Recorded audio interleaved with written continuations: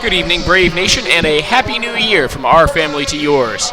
UNCP women's basketball getting ready to take on the Jaguars from the University of Augusta. Augusta University. The Augusta University Jaguars taking on the UNC Pembroke Braves. With PD Powers, I'm Cameron Songer, and the Jags come in at 5-3 overall, 0-2 in the Peach Belt Conference. UNCP 6-3 overall, 1-1 in the league. As this is going to be a good early season test for both of these teams, and I think the Jags playing with a lot of, I would say, desperation, don't want to fall to 0-3 to start the season. Yeah, I'm really interested to see how this game goes. Obviously, Augusta trying to get that first road victory. Big player for them is going to be number 32, Brianna O'Connor. She leads the team in scoring, also second in the team in assists and in rebounds, standing at only 5'5". She's definitely a player to watch today for the Jaguars, player that can play on the wing, also mix it up down low and grab some rebounds for the Jaguars. Starting lineup for the Jaguars goes like this. The point guard is senior from Gainesville, Florida, number 1, Kayla Lovett. At the 2 spot, it will be Brianna O'Connor, the senior from Villa Platte, Louisiana. She wears number 32, does lead the team with that 15.5 point per game scoring average. At the 3, it's number 24, a senior guard from Flowery Branch, Georgia, Tavia Sykes. And the forward pair, Sonara Pitt, a junior from Snellville, Georgia, and the sophomore forward from Ackworth, Georgia, number 33, Brianna Middleton, rounds out the starting lineup for the Jaguars from Augusta University. Well, a cool and rainy day in Pembroke today as the Braves get ready to take the court. And it's been a kind of a busy stretch already for the Braves since coming back from the holiday break. They played a couple days ago with a win over Belmont Abbey on December 30th. They'll hit the road tomorrow, getting ready to take on Columbus State on Wednesday. But the focus right now for the Braves has to be on the opponent on the other side of the floor, the Jaguars from Augusta University. Starting lineup for the Braves under head coach John Haskins, who's in his 13th season, and really no surprise in the starting lineup today for the Braves. Senior guard Jasmine Huntley will run the 1. She's number 13 in your program. Number 23, Erica Williams is the other guard, a senior from Fayetteville. Also Avery Locklear, a sophomore from Landis, North Carolina, one of the better sharpshooting threats on this Braves roster. Senior guard LaShonda Pritchard, number 25, will play sort of a guard forward spot. And then in the middle for UNCP, it's number 24, a senior from Laurinburg, North Carolina, Janisa Monley. And we spoke about that last game against Belmont Abbey. That was the Braves' first game back after a little bit of time off, and Coach Haskins did admit that there was some rust there, obviously, with that time off for a little holiday break. But Braves did a nice job in that game getting the victory, did a nice job turning the ball over. Coach Haskins admitted there were some executional errors in that game, but Braves managed to pull out the victory. And today, obviously, back in conference play, this is a big game for both these teams. Augusta trying to get their first road win of the season, and for the Braves just trying to keep going what they had going the other day against Belmont Abbey. Braves 6-3 overall, 1-1 in the Peach Belt Conference. Augusta at 5-3, 0-2 in the Peach Belt Conference. They reached the NCAA Sweet 16 last year, going 24-9, 14-5 in the Peach Belt, sweeping this season series against UNC Pembroke. And Augusta wins the jump ball. They'll be going from right to left across the hardwood in Pembroke. Lumbee Guaranty Bank Court inside the English E. Jones Center. We are underway. Sykes to kick out to the corner. This is Lovett. Good ball movement early from Augusta. Open shooter in the corner. Sykes for 3, no good. UNC Pembroke with the rebound. Monley to Huntley. Outside, Locklear's open. She'll get the first shot of the afternoon for UNCP. It's off the mark, tipped out of bounds, off Augusta. Braves ball. And Avery Locklear struggled a little bit in the last game, but Coach Haskins definitely has confidence in his shooter, Avery Locklear, a player that knocks down a lot of open threes for the Braves and really need her for that spacing. 31% from behind the arc. A little misleading just because of the volume of shots she's taken.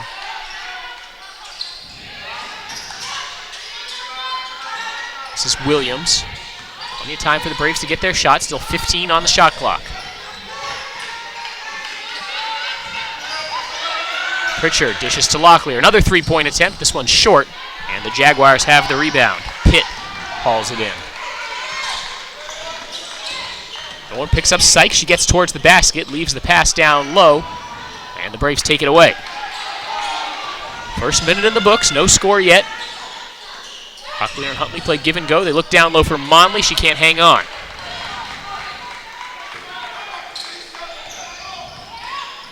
To the basket, knifing through the defense. The finish by Brianna O'Connor.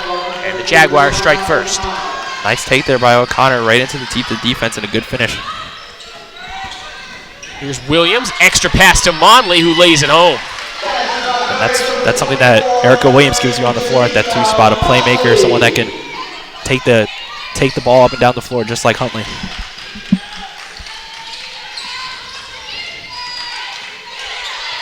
On the drive, in the corner with Pitt.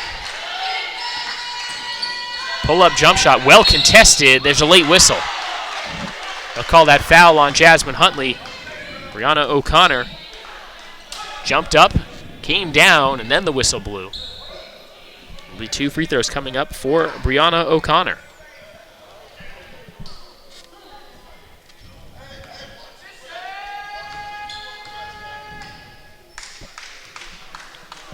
About O'Connor, one of the main scorers for this Jaguars team, averaging 15.4 points per game. Quickly a sub for UNCP. Blair Silliman into the game for Avery Locklear, just swapping out one outside shooter for another. Seeing if John Haskins can find the hot hand on his team in the early going. Second free throw also no good.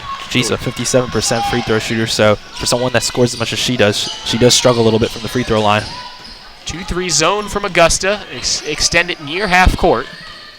We're still tied 2-2. Silliman's open, the corner 3-point attempt, no good. Monley fighting for the rebound, can't grab it. Silliman sprinting all the way back. That ball tipped out of bounds by Huntley. A good job to chase it down, but needs to be careful about picking up that second foul. Then Braves need to start looking inside a little more. Obviously, Janisa Monley, big-time player for them, and Coach Haskins likes to play that inside out. Gotten a couple open looks at threes, just haven't fallen, but if you can get the ball inside Janisa, dish it outside to open shooters, that's normally a recipe for success for the Braves. Shot just inside the arc, no good, but the offensive rebound there for Augusta. Good effort by Middleton. Now a drive. Lefty scoop, good by Kayla Lovett. Braves 1 of 4 from the field. Their 3 misses have all been from behind the arc.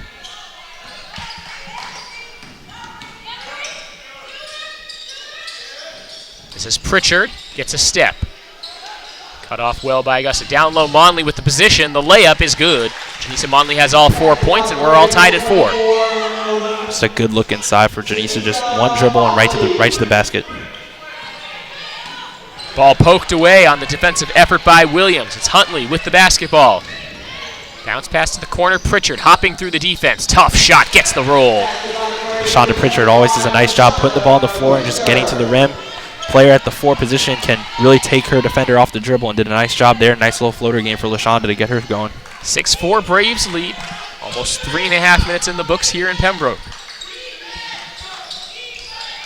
Augusta with the ball. Love it. Pass to her right. Couple dribbles now from Sykes. Shot clock down to 8. Long 2-point attempt. Love it. No good. Rebound tipped around. Augusta has it. Oh. Really no bodies there under the basket for UNCP. And again, another offensive rebound. Again, a miss. Loose on the floor. UNCP comes with it. Boy, they dodged a bullet that time. Williams draws a foul. Probably a good foul there on the perimeter, as they'll call it on Kayla Lovett, as it stopped a pretty easy Braves fast break. And obviously when you give up that many offensive rebound opportunities, normally teams will take advantage of it. Braves lucked out on that one, but definitely going to have to crash the glass. Subs now for UNCP as Pritchard and Huntley go to the bench. The 5 now for UNC Pembroke. It's Williams, Bayham, Allen, Silliman, and Monley. John Haskins going to his bench pretty quickly in this game. Augusta hasn't done that nearly as much as Nyla Allen pulls up and drains a jumper. And Nyla struggled with foul trouble in their last outing with Belmont Abbey, but Coach Haskins likes what he has seen from Nyla when she's been on the floor. Double team. Tish goes back out. Here's a contested 3-pointer. Nothing but net for Tavia Sykes, and the Jags needed that. 8-7 the Braves lead as we approach the midway point of the first quarter. Pass to the left side with Bayham right in front of the Jaguars bench. Not a lot of players on that bench. Foul trouble occurs. They won't have a lot of reinforcements as Monley has the rebound taken from her. Middleton up the middle of the floor. Drive to the basket. Layup no good. Augusta's getting to the rim and getting offensive rebounds. And finally, they get one to drop. Take enough shots right at the basket, eventually they're going to start going in. Yeah, that was Bria Harris who checked in. Player that doesn't start for the Jags, but they're definitely their sixth man, averages over 11 points a game. That kind of scoring on your bench can be the difference between a good team and a great team. The really, really good teams, they have somebody off the bench who can score like that. As that three-point attempt by Silmon, no good. It hit the support wire, bounces out of bounds. And with 4:43 to go in the first quarter, we've got a timeout on the floor. We'll take it as well. Augusta leading UNC Pembroke 9-8. We'll be right back.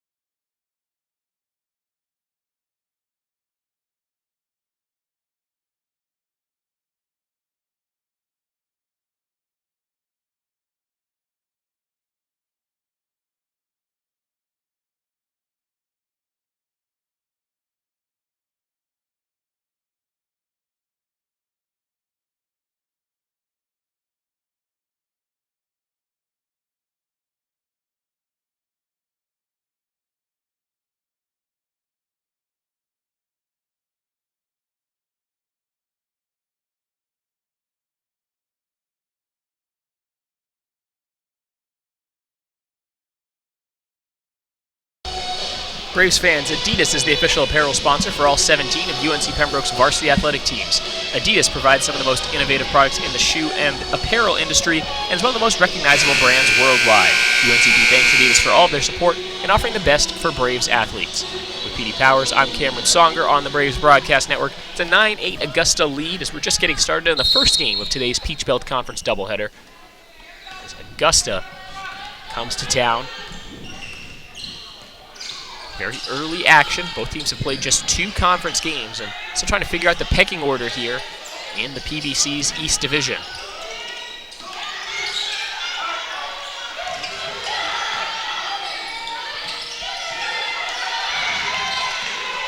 Shot clock down to 7. Good defense by Williams.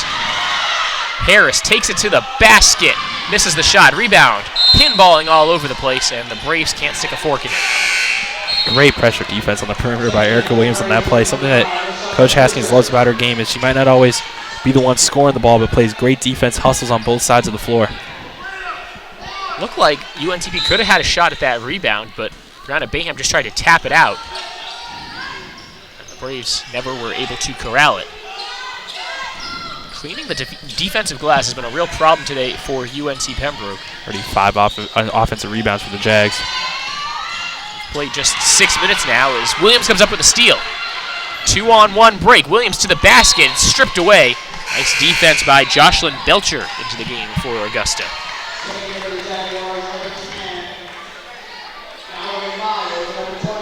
Belcher, it's nice to see her back on the floor for Augusta. Her only appearance of the season so far was their last game back on Friday, December 30th against Fayetteville State. This is the first portion of the season for the Jags.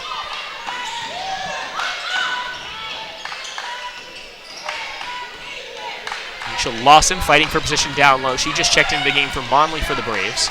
Shot clock down to 10. 3-point attempt, Pritchard, no good, off the side of the rim. And the rebound by Harris.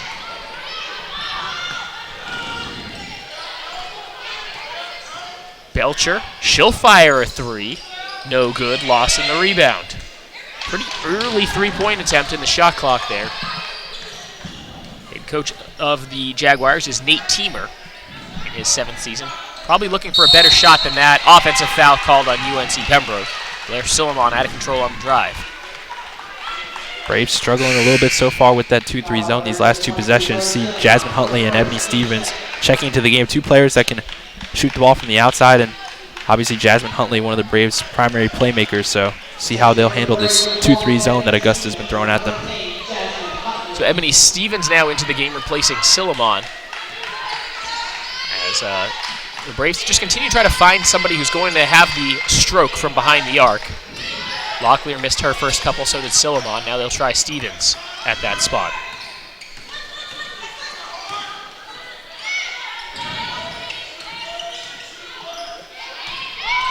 Drive to the basket, double pump, layup around the rim, and good. J.J. Williams comes into the game and scores for the Jaguars. Great job by Williams adjusting in midair to finish that layup.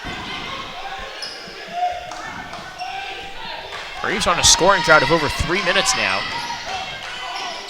But good defense has kept them in it. Pritchard to the basket through some contact, and will go to the free throw line.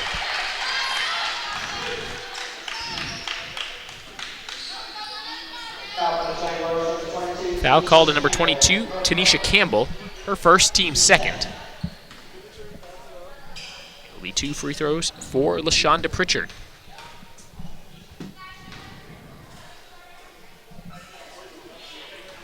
No good on the first, a 65% free throw shooter coming into today's game. The Braves, one of their hallmarks this season has been outside shooting. They're 3rd in the conference in three-point percentage and 4th in attempts per game. The 3-ball just hasn't been dropping so far today. Braves 0 of 5 from beyond the arc. Pritchard does hit the second, and the lead at 2 for Augusta. Harris with it, off a Campbell screen. Hesitation move towards the basket, draws contact. Pritchard just reaching in a tiny bit. I've liked what I've seen out of Bria Harris so far since she's checked in. We mentioned her kind of has their 6th man. It's nice to have a player like that coming off your bench. You can run your second unit through, and she did a nice job checking in, scoring immediately, and now getting to the free throw line. It doesn't take a lot of free throws for somebody who's a double-figure game scorer. These will be free throws just number 16 and 17 on the season for her in the 9th game of the season for Augusta. She's hit just 60% coming into today's action. Very efficient from the field. Not a player that's going to take a lot of three-point shots, but gets inside into the teeth of the defense, has a little mid-range jumper, and very effective off the bench for the Jaguars. Splits the pair of free throws, and it's 12-9 Augusta, 2 minutes and 8 seconds to go in the first quarter. Bayham with it on the left wing. Guarded by Belcher. Finds Allen, fires for 3. No good. Offensive rebound, Pritchard. Follow-up attempt, no good. Rebound to Augusta. Up the near side, it's J.J. Williams. As the Braves just really have gone cold from the field. Now about 4 minutes since their last field goal. Williams on the drive, kick out. Belcher to the corner now, 3-point attempt. Williams, back rim, no good. Rebound tipped out. Allen tries to dive on the floor for it, can't come up with the ball. Another opportunity for Augusta to score. Seems like the ball's been on their side of half court the whole first quarter. Already 6 offensive rebounds for the Jaguars. Done a nice job just cleaning up the glass. Looks like Bayham got a piece of that. The Braves have the steal. Numbers the other way. Draws contact, puts up the shot, no good. 2 free throws for Brianna Bayham. In a defensive play. Sort of an awkward-looking attempt from Augusta. Bayham rewarded with 2 free throws on the opposite end. Yeah, Jaguars wanted to try and stop that break, tried to take the foul around midcourt, but referee let them play on, and Brianna Bayham did a nice job getting to the free throw line. Bayham, a junior guard, a transfer from Brunswick Community College in her first season in Pembroke. Good on the first free throw.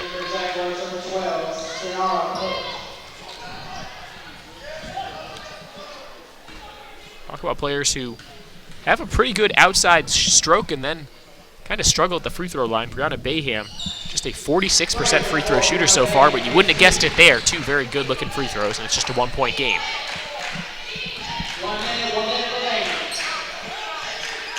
Final minute of quarter number 1. Good spin move, drive to the rim, and the layup floated home by Bria Harris. She faked everybody out in a white shirt there with that fake handoff.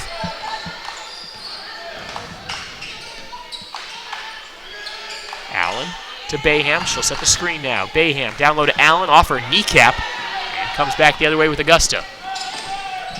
Williams with it. 3-point attempt, too strong. Box out by Allen after the miss by Belcher. Bayham on the drive, finds Huntley. Extra pass, 3-point attempt. No good. That was Pritchard firing that shot. Now the Jags can hold for the last shot. Braves 0 of 6 from 3 so far today. Haven't been able to find the outside look. Got to get the ball inside, and then eventually that three-point ball is going to start falling. Mallory Myers gives it off. Three-point attempt from Harris. Off the mark, and the first quarter's come to a close. Neither team really able to find the range from beyond the arc. And it's a low-scoring first quarter that sees Augusta ahead, 14-11.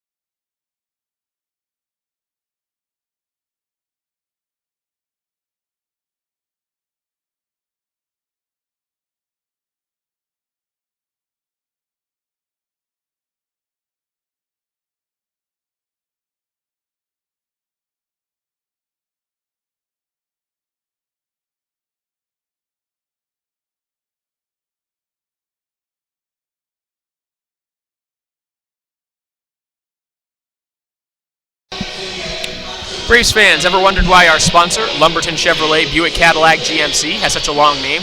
One reason is the tremendous variety of cars and trucks they offer to meet every need. Great-looking Chevrolets, Buicks, Cadillacs, and even GMC SUVs and trucks. They have everything from budget vehicles to top-of-the-line Cadillacs, so why would you shop anywhere else? Try their quick lube, and while your vehicle is being serviced, you can see for yourself. That's Lumberton Chevrolet Buick Cadillac GMC, located next to Lumberton High School. Started the second quarter on Lumbee Guaranty Bank Court in Pembroke. Augusta leading UNCP 14-11. PD Powers, I'm Cameron Songer. Thanks for joining us this afternoon on the Braves Broadcast Network. Pass down low for Allen, handles it, finally gets out to Huntley. Three-point attempt, too strong. The Braves still can't hit from beyond the arc, now 0 of 7 in the game. They went the last 6 minutes of the first quarter without making a field goal. Still find themselves in just a one-possession game. Ebron couldn't handle that pass. It bounces back into Allen's lap. The Braves still have 13 to shoot. It's Stevens, Ebron, Allen, Huntley, and Williams for UNC Pembroke. Williams on the left wing. Three-point attempt, splash, and we're all tied at 14. Nice for the Braves to see a three-point ball go down after struggling that much early on. But once one falls, a lot will start coming. The 5 for Augusta. It's Lovett, Pitt, Sykes, O'Connor, and Middleton to start the second quarter. Just inside the arc, it's Pitt. Has it taken away. Williams tries to get it to a teammate, and the Braves have it. Here comes Huntley, hopping her way towards the basket, lays it in with the finger roll. Jasmine Huntley, tough to stop in transition. So much speed out on the floor, can just get to the rim with ease and finishes with the layup. Saw the change of direction from Huntley. Now UNCP looking for a stop at the basket, and they give a foul instead. Erica Williams has been tenacious so far on the defensive end. Thought she might have got all ball on that one. And done a nice job, got that steal earlier, and was also very aggressive in that first quarter. Bodies flying around the basket. Julian Ebron lost a shoe in the process. Gets that back. We'll watch 2 free throws for Augusta. This is Brianna O'Connor.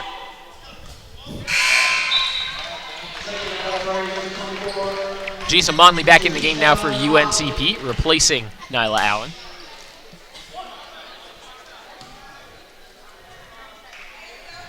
Second free throw on the way for O'Connor, leading scorer this season for the Jags. No good. O'Connor had a tough day at the free throw line, an 0 for her first 4. Huntley right to the basket, gets the roll, and Jasmine Huntley will keep doing that if you let her. Back-to-back Brave possession that ended with an easy Huntley layup. Jump shot, Lovett finds the mark.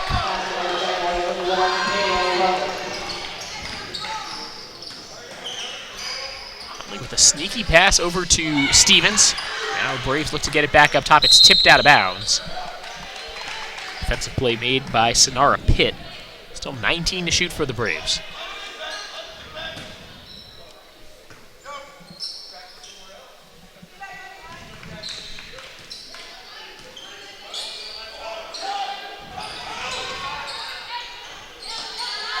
spite of the long field goal drought in that first quarter, Braves still up over 40% from the field as a team, and Stevens just adding to that. Ebony Stevens, player that can come off the bench and knock down a three-point for you. There she is going for it again. That's 2 threes already here in the second quarter for the Braves. Pass to the right side. Up fake and drive from O'Connor. Tough two-point attempt is no good. Monley grabs the defensive rebound. Huntley up the floor, finds Williams. Hesitation to the basket, puts up the shot, lays it in, and one. That's a nice job by Erica Williams with the pump fake. Don't want to fall too much in love with that three-point ball. Know you could get inside and did a nice job Euro-stepping into the lane and finishing for the M1 opportunity. So the Braves had that long stretch in the first quarter where they couldn't get anything to fall, but they hung with it. The defense kept them in the game, and now a free throw by Erica Williams could give the Braves an 8-point lead. She does. It's been the hallmark of John Haskins' coach teams during his time in Pembroke. Just tenacious defense. See it there. Good closeout by Ebron. Forces the miss. Braves with another stop. Stevens for three. Way too strong. Defensive rebound by Augusta. Lovett up the floor quickly. Pass to the corner. Sykes through the paint. A lot of contact. She'll go to the line. Braves on a 6-0 run in the last minute. But that can change now. 2 free throws on the way for Tavia Sykes. Well, it's been a struggle at the free throw line today for Augusta. They're 1 of 6.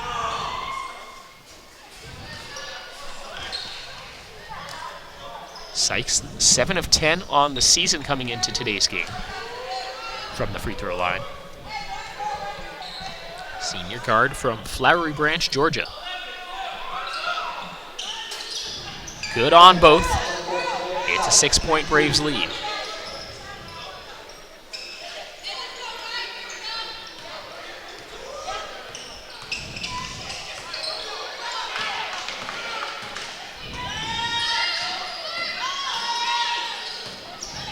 Williams to Stevens, a deep three. Yes! Ebony Stevens, and give an unofficial assist to Janisa Monley for that screen. Just a good look for Ebony Stevens. A lot of times when she does get her feet set like she did there, just patient, got her feet set, and fired away. Sykes lost the handle, gets it right to Lovett. Now it's back to Sykes. She'll fire for three, no good. Monley right there for the rebound. Huntley up the floor. Head of steam to the basket, floater no good. Monley hauls in the rebound, puts up the shot. She's fouled. 2 free throws coming up for Janisa Monley. The Jags have watched this game that looked to be under control for them pretty quickly turn right sharply the Braves' way.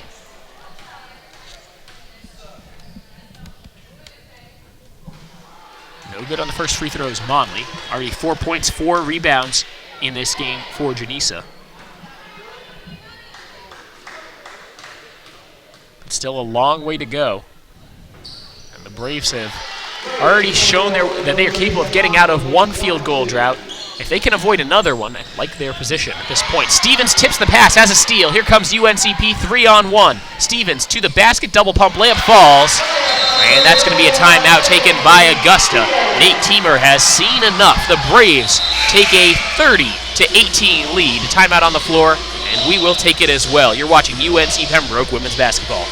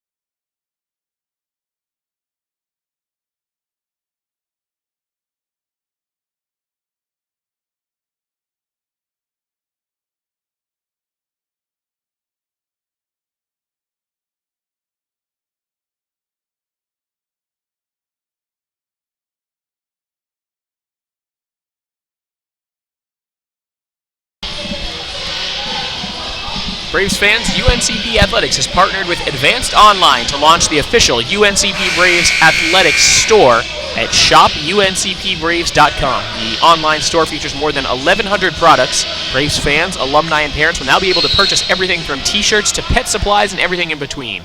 The site will have jewelry, golf gear, drinkware, and apparel from different brands, including Adidas, the official apparel provider for UNCP Athletics. That's shopuncpbraves.com.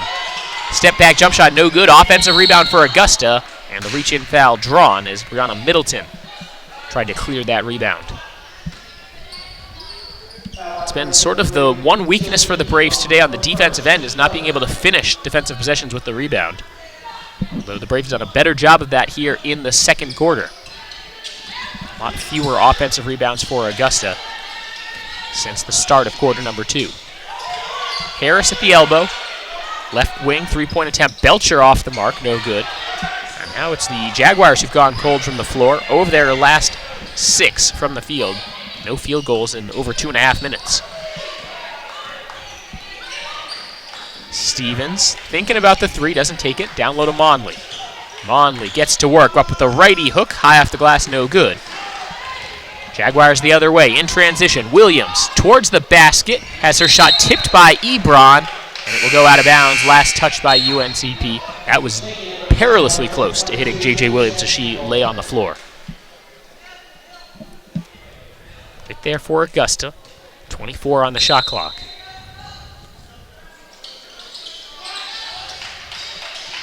Harris at the free throw line.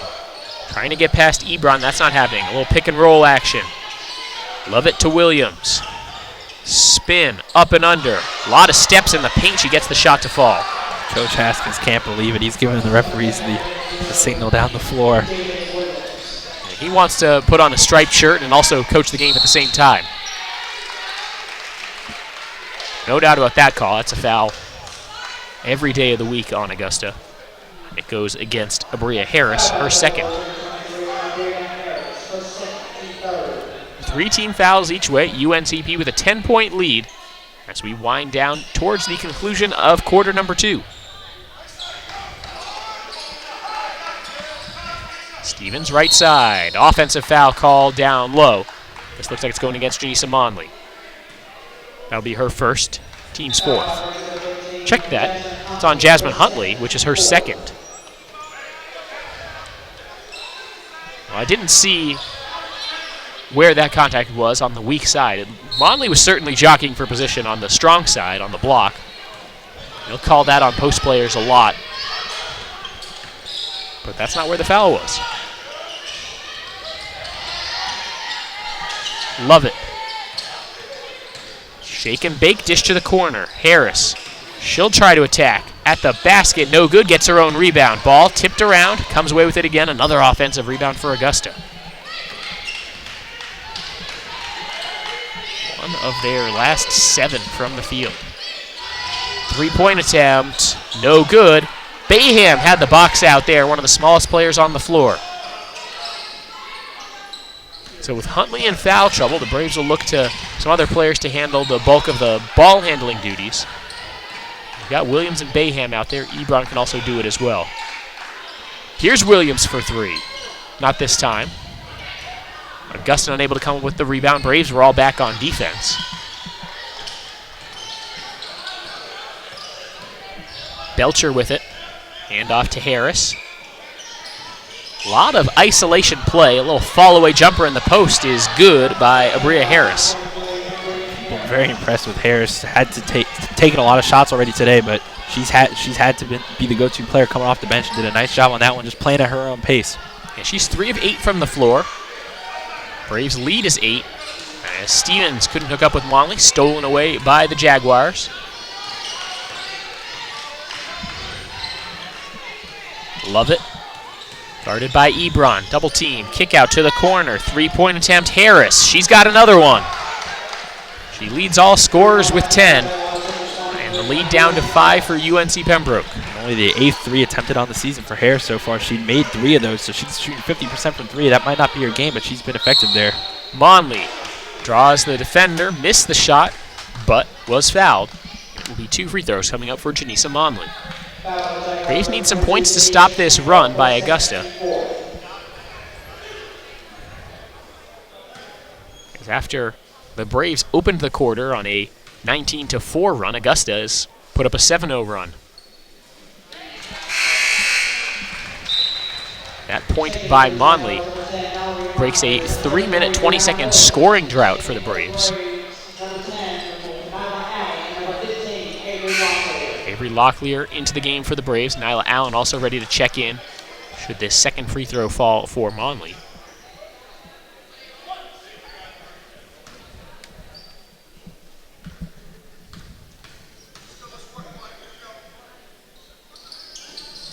Both free throws good for Monley. She'll come out. Nyla Allen in for the Braves. And you talk about these long scoring droughts for UNCP, field goal droughts or even scoring droughts, period. It's worse. It's exacerbated when you're allowing offensive rebounds because it's fewer chances to have the ball and score in a given length of time. I'm sure that will be the number one thing John Haskins addresses in his locker room at halftime will be gotta get on the defensive glass a little bit more. Mallory Myers not allowing for a defensive rebound there. She makes the shot. 5-point Braves lead, 2 minutes to go in the second quarter.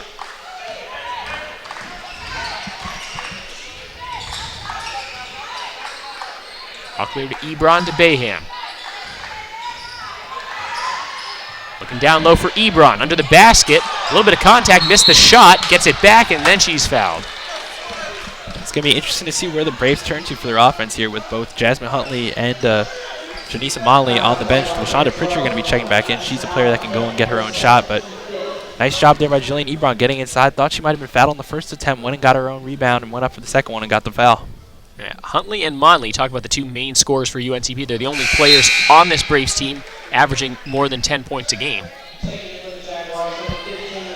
As Ebron misses the first free throw.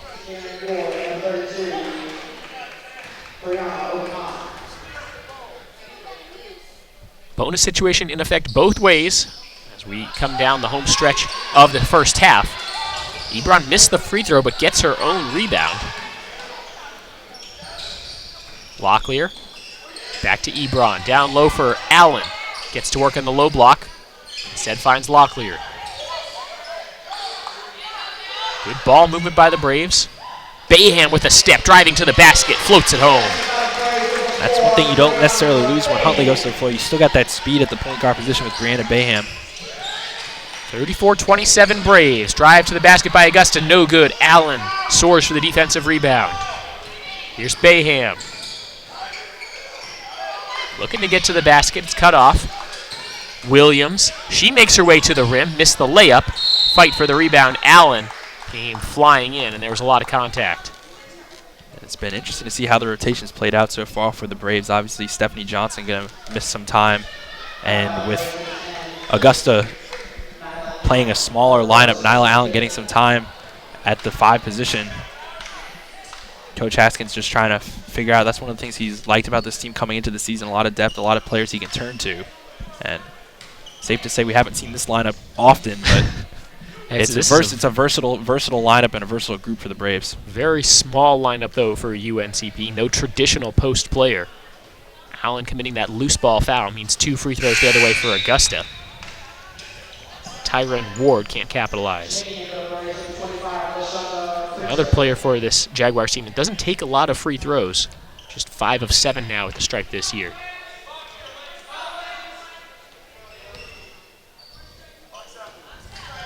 Five for the Braves: Bayham, Allen, Locklear, Williams, and Pritchard. Look at Allen getting there on the defensive glass. And Augusta tries to take it from her. They give the foul 93 feet from the basket.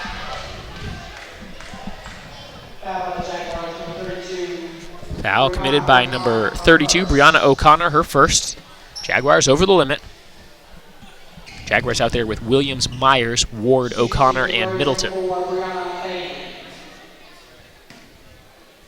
And Abria here set to check back in. She's been the one bright spot on the offensive end for the Jags. Already has 10 points in this game. Just done a nice job playing at her speed, and she's shown a nice little fadeaway game, some a mid-range jumper and knock down a three. She's scored at all three levels so far for the Jags.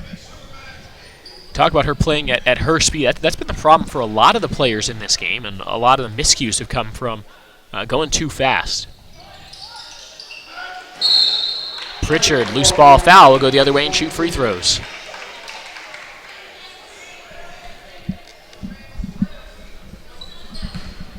I don't have to worry too much about pace if it's just a free throw shooting contest, but that's what it's been the last few possessions. Second personal on Pritchard. And 2 free throws on the way for Brianna Middleton. Let's look at the free throw shooting numbers. Braves 8 of 12, Jaguars 3 of 10. Excuse me, with that last miss, Braves now 8 of 13. Augusta shoots it about 62% on the season, so kind of surprising to see the struggles so far early on. See the Jaguars go offense-defense as they bring Belcher in and take Harris right back out of the game.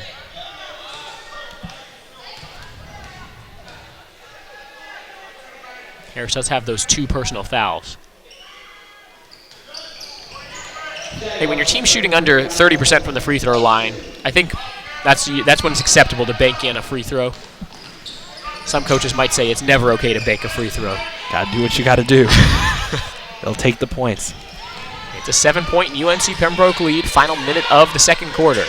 First game of today's Peach Belt Conference doubleheader with the men's game following at about 7:30.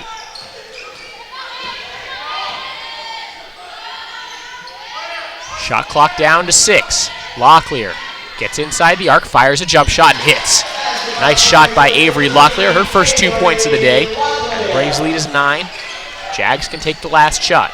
That's a big shot for Locklear. Obviously, first half winding down, but hopefully she'll remember that shot heading into the second half. Player that can, once she does find that stroke, can really get things going for UNCP. Down to 10 seconds. Myers continuing to pound it into the hardwood. On the right side with Williams. Good defense by Allen. Braves can't give a foul. Tough 3-point attempt with a couple hands in the face. No good. Belcher fired that last second shot. And UNCP, despite a poor shooting first quarter, will take a 9-point lead into the locker room at halftime. We'll be back for the start of the second half. UNCP leading Augusta 37-28.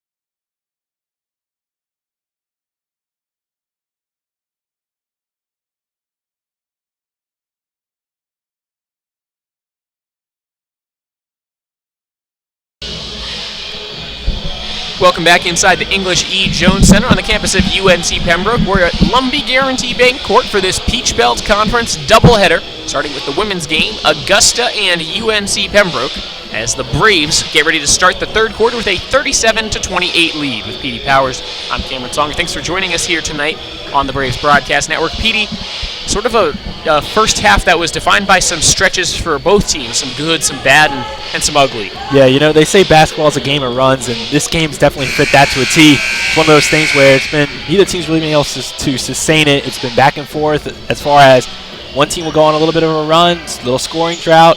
So really what it's going to be is which team can keep pushing on and not settling and going on those scoring droughts. Obviously, Braves have the lead at the half, but it's one of those things where this game could still really go either way depending on who gets off to a hot start and who can sustain it.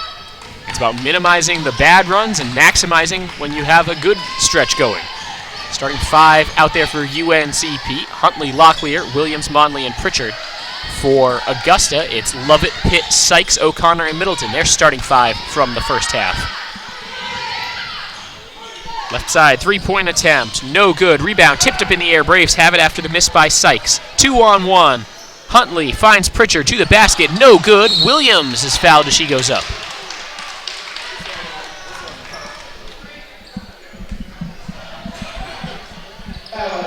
Foul called on number 32, Brianna O'Connor, her second. Team's first foul of quarter number 3. It was kind of surprising. O'Connor didn't really do much on the offensive end in the first half. Only had 2 points, 1 of 5 from the free throw line. Spoke a little bit about Augusta's free throw struggles. O'Connor only couldn't connect on any of her free throws, but she's going to be a player that I'm going to look for here in the second half to really get going if the Jaguars want to get back in this game. The Jaguars really struggling from the free throw line in that first half, just 4 of 12. UNCP did a little bit better. Still not numbers that would make a coach terribly happy as Erica Williams splits the pair of free throws there. Braves at 8 of 14 now as a team. Drive through a whole bunch of white jerseys, missed, but the offensive rebound for Augusta. Shot clock at 12. Straight away, three-point attempt is good by Tavia Sykes. Sykes has 8, and the lead is at 7 for the Braves. First minute off the clock in quarter number 3. That's a big three ball for Augusta, a team that struggled in the first half from three-point range. Really, both teams struggled, but Augusta. Locklear trying to respond with a pull-up jump shot, no good. Rebound by Lovett. Here come the Jaguars. Locklear tries to make the defensive play. It's tipped out, last touch by UNCP.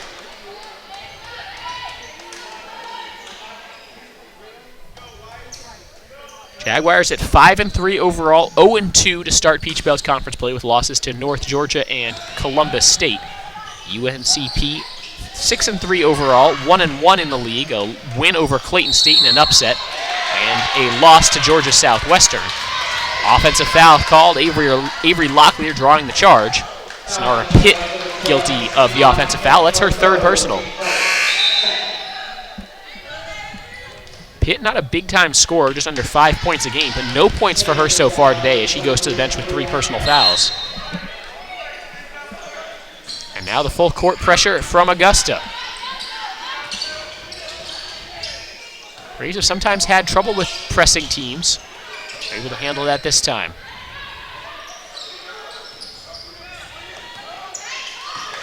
So into the half-court offense, Locklear in front of the Braves bench, up top for Pritchard. Back over to Locklear, tees up a triple. Yes! Avery Locklear from downtown. The Braves lead is 10. Locklear hit a nice mid-range jumper in the first half. That was her first make of the day, and now she's got another one, a three-point ball for Avery. Double-digit lead again for the Braves. They had one briefly in the first half, and this double-digit lead will also be short-lived as Tavia Sykes hits a jump shot. She's got 10. Bria Harris, her teammate, also has 10. That's 20 of the 33 points for Augusta. It's really only coming from a couple players. Sykes been very efficient. Here's a Williams three-point attempt. Tried to bank it in. No good. Offensive rebound. Monley spins to the basket. Augusta player down. And we'll have a stoppage as Monley finishes the layup. Looked like a Bria Harris took an elbow right to the face. So a timeout on the floor as the injured player gets looked at. We'll have to see whether they make this a full stoppage or not. Gives us a chance to remind you Braves fans that Adidas is the official apparel sponsor for all 17 of UNC Pembroke's varsity athletic teams. Adidas provides some of the most innovative products in the shoe and apparel industry and is one of the most recognizable brands worldwide. UNCP thanks Adidas for all of their support in offering the best for Braves athletes. Harris back up on her feet. Looks like she'll be able to walk off the floor under her own power. Never like to see an injury. And into the game for Augusta is J.J. Williams, transfer from Wright State University by way of Carmel, Indiana. There's just a little contact down low. Bria Harris might have caught an elbow or something like that. She's done a very nice job for Augusta, so hopefully she'll be able to see the floor pretty soon. She's got a towel over there just talking with the coaching staff. Hopefully she'll be all right to come back into this game shortly. Shot was good by Monley. She's got 9. Williams, fresh off the bench, fires the shot, no good. UNCP tries to save it. They get it in, and that was Middleton who had lost a shoe. She was holding the shoe in one hand and the basketball in the other hand. See something new every day. And she was not happy about something. Made the shot. Probably a warning, or perhaps just an opportunity to let her get her shoe back on. Locklear has space, fires for 3. Not this time. Offensive rebound, Monley up with the second effort, no good. Pritchard climbing all over the back of Kayla Lovett. No doubt about that foul call.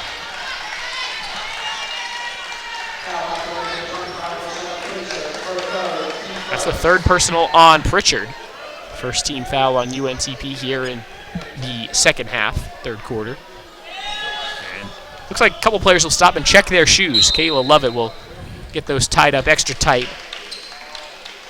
But going back to that last, I don't think I've ever seen somebody hold their shoe and then have the ball come right to them. Wasn't sure if it was a shoe or if it was her headband or something, but she had something in her hands and it was her shoe. And she did a nice job hanging onto the ball and her shoe and grabbing that rebound. And she finished the shot too. She ended up scoring.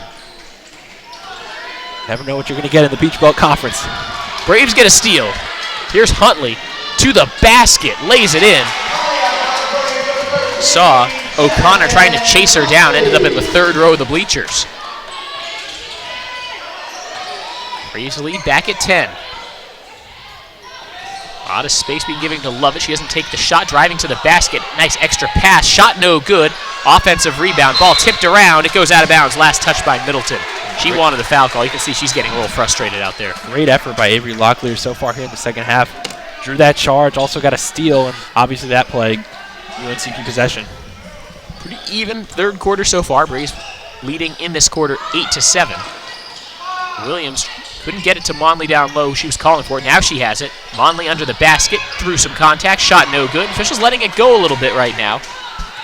Jags with numbers, pass to the basket, layup good. Julian Ebron, careful not to commit a foul there as O'Connor lays it in. Nice take by Brianna O'Connor. We spoke about her struggling in that first half. Hopefully for Augusta get back into this game, then you're going to need to get her going. Locklear up top. Off a Ebron screen.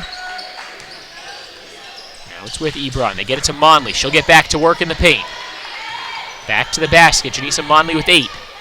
In trouble, cut off, back outside. Williams, good up fake, shot clock at 3. The floater in the lane, no good. Monley tries to beat the shot clock. She's fouled. 2 free throws on the way for Janisa Monley, who's wreaking havoc right under the basket. She's done a nice job getting good position under the basket early in the shot clock, calling for the ball down low, and obviously Janisa, player that gets to the free throw line a lot, doing some dirty work down low. Free throw good by Monley. She's got 10 points now to go along with 8 rebounds. Well on her way to another double-double. Meanwhile, Erica Williams on triple-double alert. She's got 7 points, 5 rebounds, and 7 assists. The 7 assists already a new career high for Erica Williams. We still have a quarter and a half to go in this one. It's been really just a quietly efficient day for Erica Williams, who went to the bench in that last substitution pattern for UNCP. Brianna Bayham and Nyla Allen into the game for UNCP, replacing Williams and Monley. Post move, good one from J.J. Williams. It results in 2 points. 6 points in the game for the junior guard. Braves lead sits at 8. So we're now halfway through the third quarter. Locklear with it. Right side up top, Allen. Fires for 3. Yes! Nyla Allen from downtown.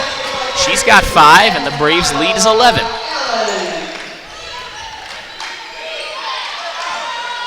Good double team. They get it back out to Williams. Love it. Driving to the basket. Bayham cuts her off. Along the baseline with Williams. Double teamed in the paint. Puts up the shot. No good. Ebron and Bayham collide. They pull down the rebound for UNCP. Ebron walks it up, gets it to Locklear. Spins, gets it back to Bayham. That small lineup on the floor again with Nyla Allen playing the 5 for the Braves, and Bayham looking for Huntley, throws it out of bounds. Turned over by UNCP, a timeout on the floor. UNC Pembroke all over Augusta right now. It's 50-39. You're watching UNC Pembroke women's basketball.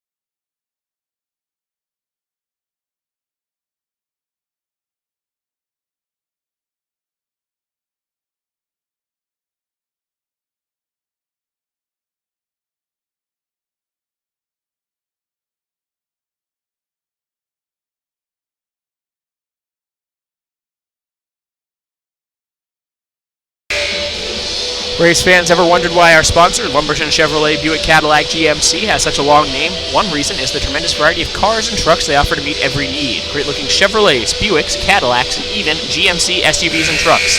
They have everything from budget vehicles to top-of-the-line Cadillacs, so why would you shop anywhere else? Try their quick loop, and while your vehicle is being serviced, you can see for yourself. That's Lumberton Chevrolet Buick Cadillac GMC, located next to Lumberton High School. 50-39, the UNC Pembroke lead over the Augusta University Jaguars. A Peach Belt Conference West matchup. First of 2 meetings between the 2 schools this year on the hardwood. And this is the first of 2 games tonight. Men's game following at about 7:30 p.m. Eastern Time. Double team in the low block. Augusta able to hang on to it. Dribble move, a nice spin. O'Connor into the lane. Offensive foul called. Bayham the one to take the charge for UNCP. That's the 3rd personal on Brianna O'Connor. Leading scorer for Augusta at over 15 points a game has just 6, and she'll have to go to the bench. It looks like they're going to leave her out on the floor with the 3. She's really struggled to get going, but if Augusta wants to get things going, it's really been either O'Connor or Harris have been on the floor at one time. Really, they've been the go-to players, but O'Connor just struggled to get things going today and has her 3rd foul. Harris was shaken up earlier this quarter, back out on the floor now. Here's a Locklear 3-point attempt. Had been feeling it earlier. Missed it, but Augusta was the last to touch as it goes out of bounds. Free Locklear. Missing that shot. She's 1 of 5 from behind the arc, but the 3 she made was an important one. And now here's the hook for O'Connor. She goes to the bench.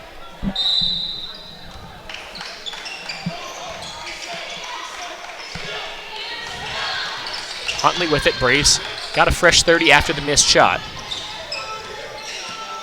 5 on the floor for UNCP. Ebron, Bayham, Allen, Huntley, and Locklear.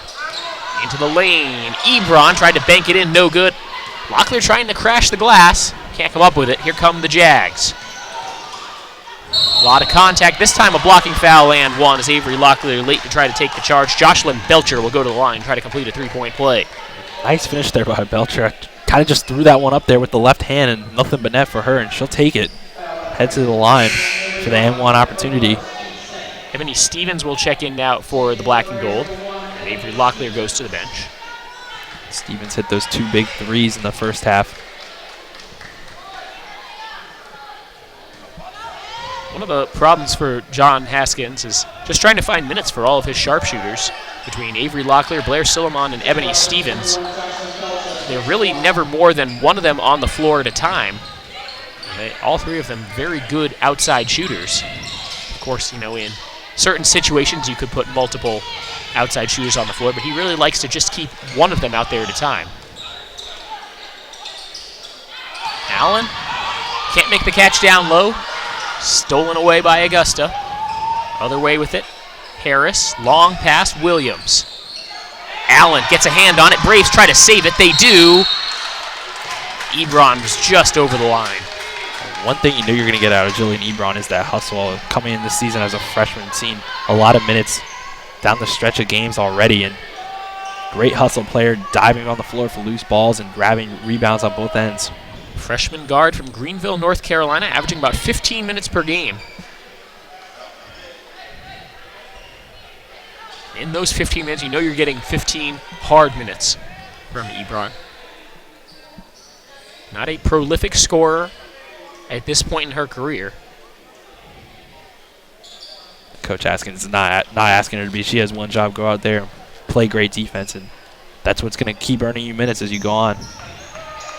We talked about the hallmark of John Haskins' teams during his time in Pembroke have been great defense. And if you're somebody who is a strong hustle defender, there's a spot for you on a UNC Pembroke basketball team coached by John Haskins.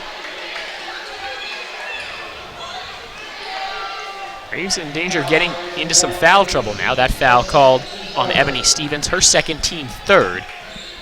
14 fouls against Augusta, so we might see some free throws as both teams get close to the bonus. There's been a lot of contact plays that have gone uncalled in this one.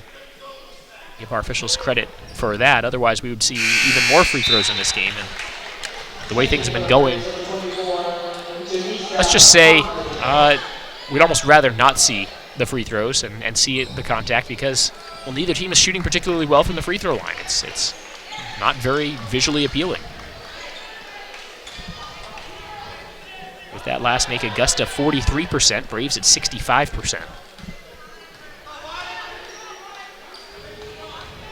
Free throw on the way for Lovett, also good. This is where the Braves need to be careful. They saw a double-digit lead, turn back down to 6. Worked so hard after a poor shooting stretch in the first quarter. Maintained control of this game through much of the rest of the way. Here's a three-point attempt. Huntley, no good. Bayham tried to get to the offensive glass, couldn't do it.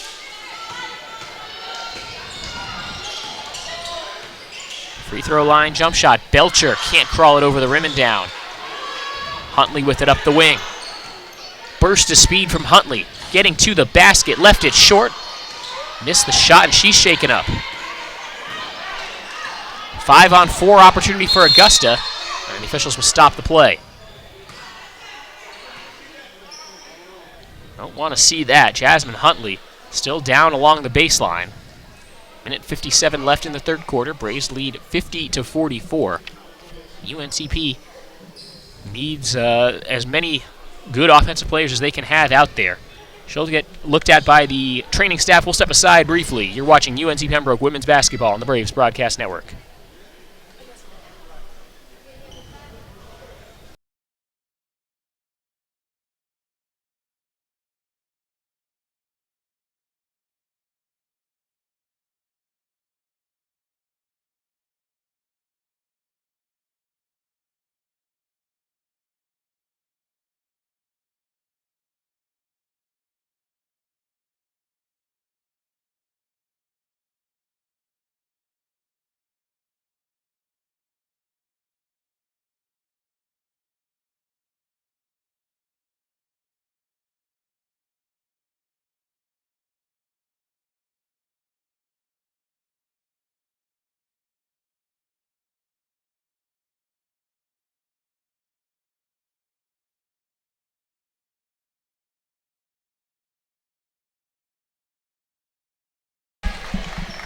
Jasmine Huntley making her way to the sidelines under her own power.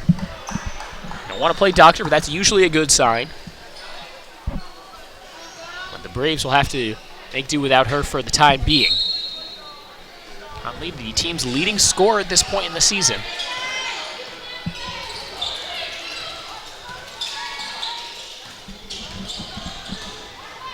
Monley, the grab block under the basket. What a play. Coming back the other way. Here come the Braves. They'll set up. Stevens feeds Monley down low. Monley up with the lefty hook. No good. See the men's team along the baseline there. They were excited about that. 3-point attempt. Good. And Abria Harris will not let the Braves capture their momentum. She leads all scorers with 13. It's down to a 3-point UNC Pembroke lead. And John Haskins wants to talk things over with his team. Timeout on the floor. We will take it as well. 50-47 UNCP. We've got a good finish coming up here, and then the men's game following. You're watching UNC Pembroke basketball.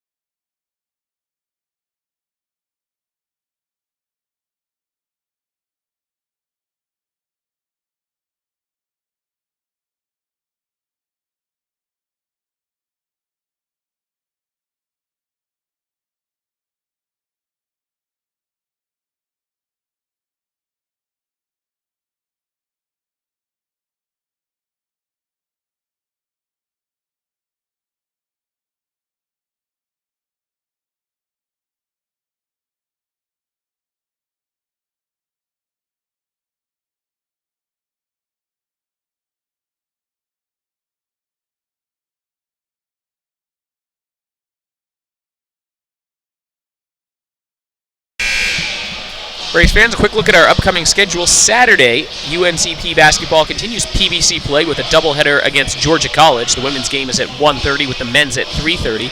Also on Saturday at 6 p.m., wrestling hosts Belmont Abbey. All of those events will stream on our YouTube page.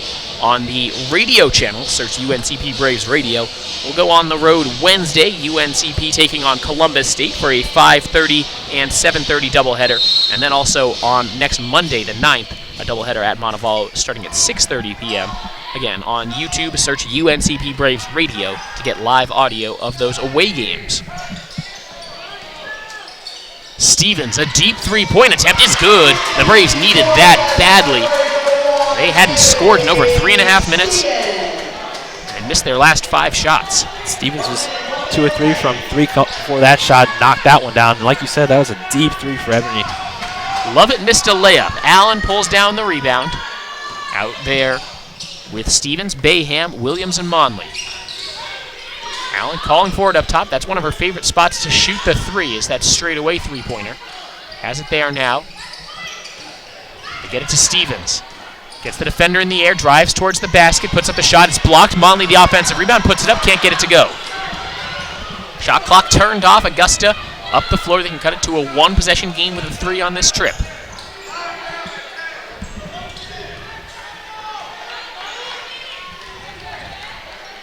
The Brave Head logo at midcourt. Kayla Lovett lets the clock wind down.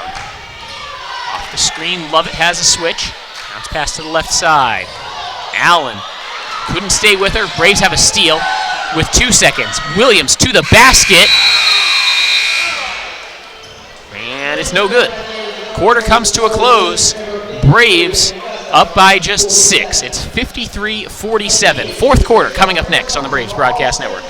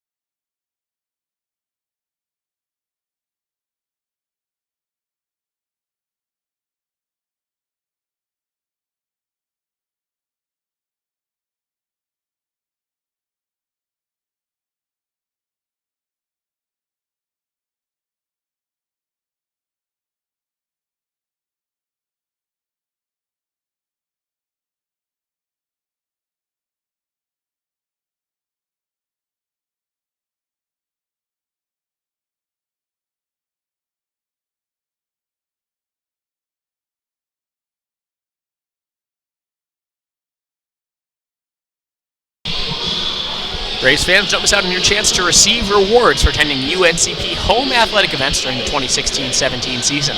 Visit the App Store on your smartphone and download #BraveNation, UNCP's new fan engagement app. The app can be found on the Apple Store or on Google Play. Search #BraveNation. With PD Powers, I'm Cameron Songer. Start of the fourth quarter in Pembroke. Peach Belt Conference West Showdown. East Showdown. We're in the East Division. Pembroke is about as east as it gets in the Peach Belt Conference. The only school in this league located in North Carolina. Means there's a lot of travel for these Braves teams. We'll get some of that tomorrow as the Braves will hit the road for a Wednesday doubleheader against Columbus State in Georgia.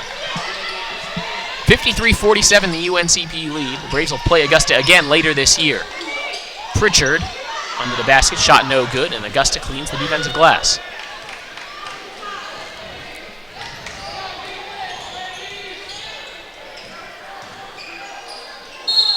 Offensive foul, the drive to the lane by Belcher. He was out of control, and the Braves were there in position.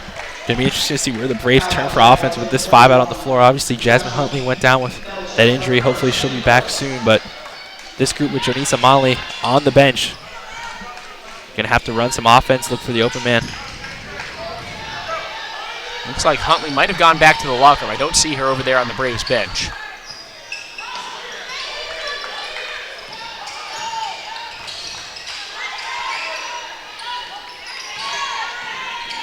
Pritchard through some contact, a wild shot, gets bailed out with a foul. Brianna Middleton guilty there, second personal for her, second team foul on Augusta.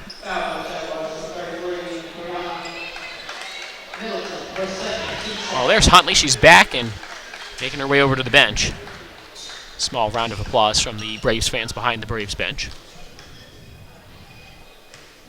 Good crowd on hand here tonight in Pembroke. Expect the atmosphere to only improve as students return to campus. Class is starting a week from today here at UNCP. And great community support in Pembroke, but you really can't replace students creating that sixth man, that home court advantage. Something that the players, I'm certain, are looking forward to once classes get rolling once again.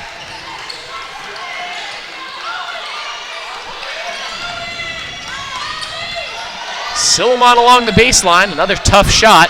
This rebound again controlled by UNCP. They're getting to the offensive glass. The fans appreciate that. Allen, the elbow jump shot, can't bank it in. Pritchard had the offensive rebound taken away from her. Brianna Middleton had seen enough. Braves shooting on that trip down. Great hustle by Erica Williams. Mentioned she was on triple-double watch. 7 rebounds, 8 assists now for Erica, and 7 points. It's within reach for her. As the tough finish right over Williams. Mallory Myers, haven't called her name much. Not a big scorer. Just 3 points per game for her. She has 4 tonight. It's down to a 4-point Braves lead. That was actually the first bucket of the fourth quarter. We played nearly 2 minutes before that shot fell. Here's Williams. Nice find. Bayham cuts backdoor, lays it in. What an assist from Erica Williams. She's been dropping dimes all night long. Good defense on the drive. It's still laid in. O'Connor with the finish. Career high 9 assists for Erica Williams. She has it now.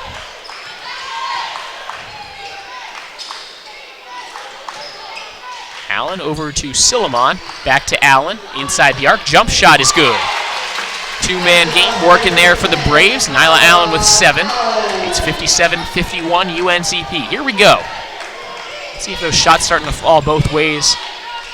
Starts to get these teams into a better rhythm. It's eluded both sides consistently. Tough drive, off the wrong foot, shot no good by Harris. Harris going to be kicking herself on that one of her easiest looks of the night so far. Pritchard runs to the rim, missed the shot, offensive rebound by Williams. Williams back up with the second effort, she's fouled. And she is doing everything on the floor right now. Jasmine Huntley set to come back in. Erica Williams really taking this game over a little bit here in the fourth quarter. That rebound, the 8th for Williams. 7 points, 9 assists. She's close on that triple-double on 2 of the harder categories to go. No good on the free throw. The way she's passing the ball, it just feels like a foregone conclusion that she'll get 10, maybe 11 assists. Just really being patient. That backdoor cut, great bounce pass, and just game's really coming to her right now. Huntley stays at the scores table. She will check in and replace Williams if this free throw is good. And it is. So Williams will get a breather. Braves lead is 7. Take a look at the foul situation. 3 against Augusta, none on UNCP this quarter after about 3 minutes, and means the Braves can afford to be a little bit more aggressive on defense. Certainly don't want to put themselves into the bonus early, though. Long pass is Myers.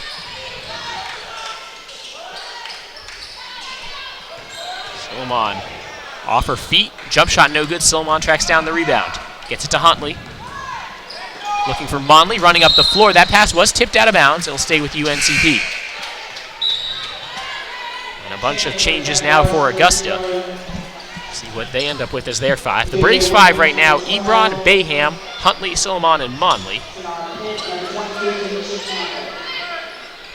For Augusta, it's Williams, Lovett, Pitt, Campbell, and O'Connor.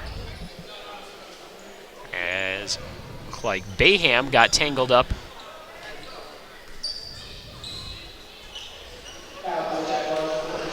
with O'Connor. That's 4 on O'Connor. So that long inbounds pass, you see the Braves use it sometimes, and it's usually not heavily defended. That's the 4th team foul on Augusta as well. They have no more to give. O'Connor's kind of walking gingerly on the defensive end, that knee. Ebron with it. Monley. Plenty of time for the Braves with a 7-point lead. Time on the shot clock. They can get a good look on this trip. A lot of good defense, though, by Augusta. Silliman off a couple screens. Fires a 3. No good. That would have been a potential backbreaker to push the lead back to 10. Bayham had her hands in the cookie jar there. That's a foul. Very close to a steal. Augusta will get 6 seconds added to the shot clock. And that foul on Bayham is her first, and the first on UNCP.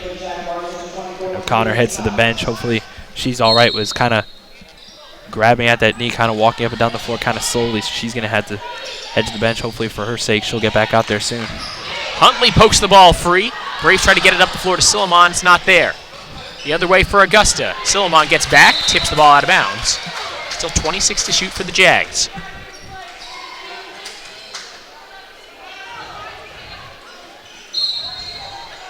Love it to trigger. Bounce pass into the paint for Campbell. A look pass to the corner with Pitt.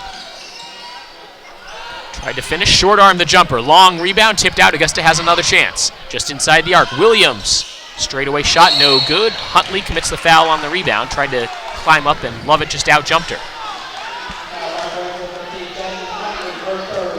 3rd personal on Huntley. 2nd team foul on UNCP. Still about 5.5 minutes to play in regulation. Braves holding on to a 7-point lead. Augusta hasn't scored in over 2 minutes. Kind roll for Tavia Sykes, and she breaks that drought. Hadn't called her name in a long time. She's a player that already had double-digit points coming into this 4th quarter. That's a big shot for her. Ebron down low, tough shot, no good. Monley corrals the rebound up through contact. She'll go to the line and shoot 2. That rebound for Monley does get her the double-double. 11 points and 11 rebounds. It's a really nice job by Campbell. Not let Janisa go up for that shot and possibly for the and one opportunity. Wrapped her up, didn't let her get that shot up. Those are the kind of fouls you want to commit, especially against someone like Janisa Monley who can finish the and one opportunities.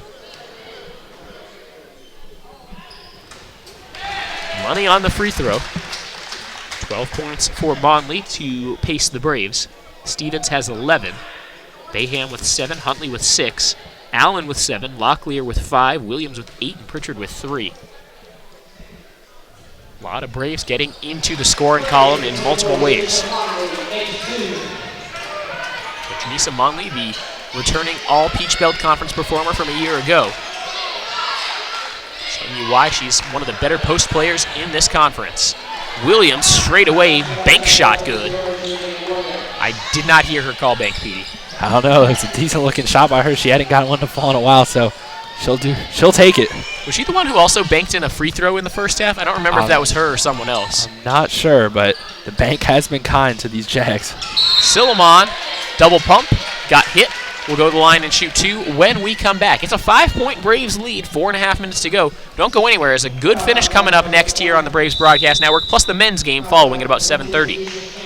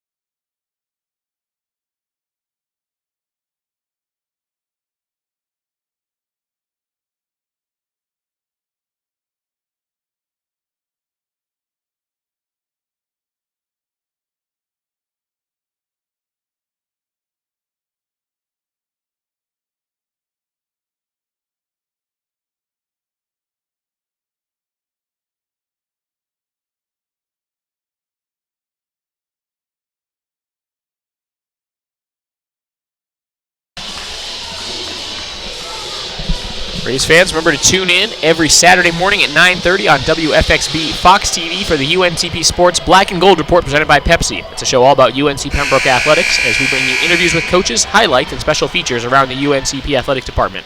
Tune in Saturdays at 9:30 on WFXB Fox TV. Blair Silliman at the free throw line to shoot 2 for the Braves. As UNCP clinging to a 5-point lead, they've been in the lead throughout the second half. Just haven't really been able to put the game away. It feels like Augusta has just always been one little burst, 1 or 2 plays even, away from taking control right back. Silliman calmly drains both free throws for her first 2 points of the ball game.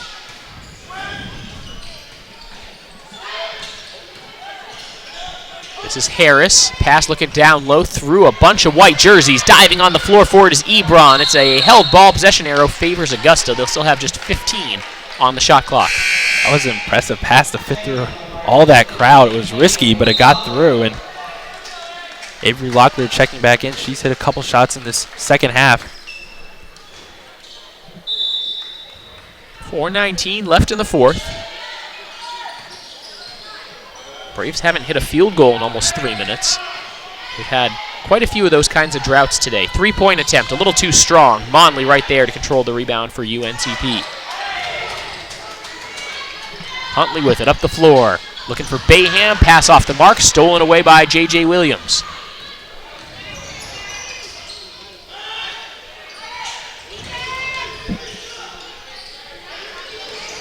Free throw line with it, back out, Harris.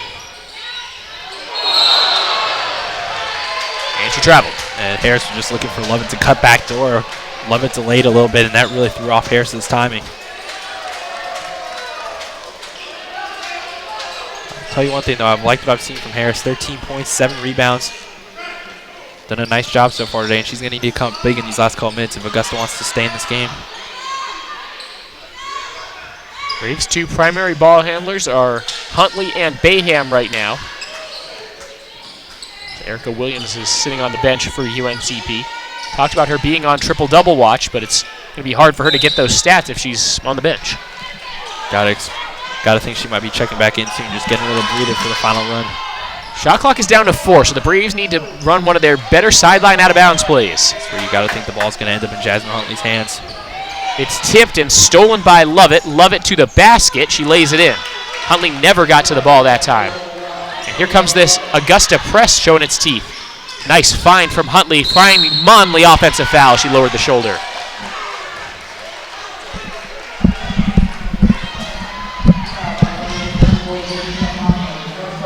First personal on Monley, team's third.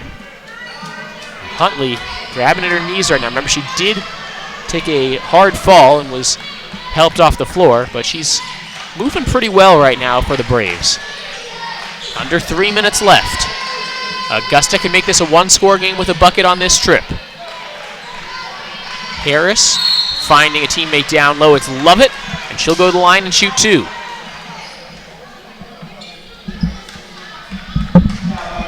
That foul called on Huntley, it's her fourth. Decision now for John Haskins. Do you leave Huntley out there with those 4 fouls? Or do you try to save her for later in the game or a potential overtime if it comes to that? Free throw good by Lovett. Looks like the Braves will keep their same 5 on the floor. Braves have not made a field goal in almost 5 minutes now. Augusta's deficit is down to 4. Lovett can make it 3 with a free throw. And she does. Somewhat surprised to see Erica Williams still on the bench. Done a nice job playmaking and scoring herself, but Coach Haskins trusting his unit out there. 5 for the Braves. Ebron, Bayham, Huntley, Locklear, and Monley. As the foul called, Jasmine Huntley working her way along the baseline. Jags over the limit. 2 free throws coming up for Jasmine Huntley. Third personal foul against Brianna Middleton.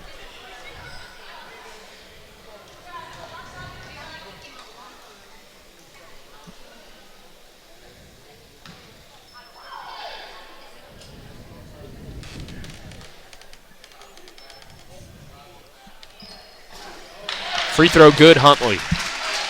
She's got 7. Braves leading scorer at 11 points per game. The senior from Indian Trail, North Carolina, has 1 more free throw. It's also good. Nothing but net on both free throws. Braves lead back at 5. Still 2.5 minutes to play. A very long time with both teams in the bonus.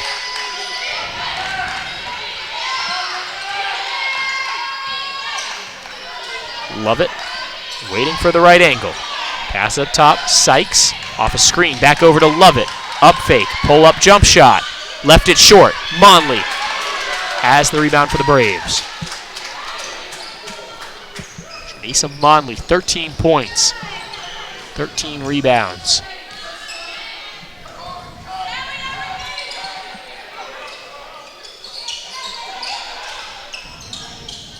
Huntley feeds Monley down low, up through contact, shot no good. Augusta traces down the rebound. To the corner with Lovett. Top, Harris guarded by Locklear. Driving into the lane, lowered the shoulder. Bayham took the charge. Brianna Bayham helped up by her teammates. The Braves get the ball back with 1:37 left. And that's a big time play by Brianna Bayham. Taking the charge isn't something that is going to really show up in the stat sheet, but that's a turnover, and that's a big-time possession now for the Braves. And we see O'Connor checking back in with those 4 fouls. Got to think she's going to be involved a lot in this last minute 30 if Augusta wants to get back in this game. Still down 5, still plenty of time with it. You said both teams in the bonus. It's going to be some free throws coming up, and one thing to look at will be free throw shooting. Augusta did struggle a lot in that first half, up over 50% from the lines now, but that could be a factor down the stretch. The Braves' last field goal came nearly 6 minutes ago. Yet they still find themselves in a spot to potentially win this game. At this point for UNCP, it's probably more about the defense. The clock is their friend. Monley looking for Locklear. It's tipped around. A lot of contact, a foul called. And this should be free throws for UNCP. And that's going to be 5 on O'Connor. So O'Connor tried to make the steal and just got tangled up with Avery Locklear. Tried to just jockey for position, did a little too much. Her day is done. That's a tough foul considering the shot clock was about to expire and the ball was out past half court. Either team had possession of the ball, and not only does O'Connor foul on that, but you get Avery Locklear to the line for 2 shots. A potential backbreaker for Augusta with just over a minute to play. Locklear can't punish them. This is the first free throw. Reed Locklear doesn't get to the free throw line a lot and shooting just 67% so far this year. This will be just her 17th free throw of the year. She does make that, and John Haskins calls a 30-second timeout. We'll keep it here and remind you, Braves fans, to stay tuned for the second half of today's doubleheader. UNCP men's basketball takes on Augusta at about 7:30. They'll put about 20 minutes on the clock after the end of the women's game, so it'll probably be, at this point, a little after 7:30 when we actually throw the ball up in the air and start that game. But it will be an entertaining one. Augusta at 7-3 overall, 0-2 in the Peach Belt. UNC Pembroke 9-2 overall, 2-0 in the Peach Belt. But the player to watch in that game for Augusta is their senior guard, Keyshawn Sherrill, a two-time All-American and the third leading scorer in NCAA Division II basketball right now. He's worth the price of admission. And it's free admission here in Pembroke, so you better come out. It's going to be a good game. Two good teams, exciting players on both sides of the floor. It's free to get into the gym today on Fan Appreciation Day. It's free to watch the stream. And he's definitely worth that price of admission. The Braves will have their hands full trying to guard him in the second game. But the women trying to close out this one, get another Peach Belt win. Jump shot, no good. Monley sails for the rebound. That could be a problem for Augusta. Still a 6-point game. But the Braves have the clock on their side with the basketball. Huntley will be tightly guarded by Lovett.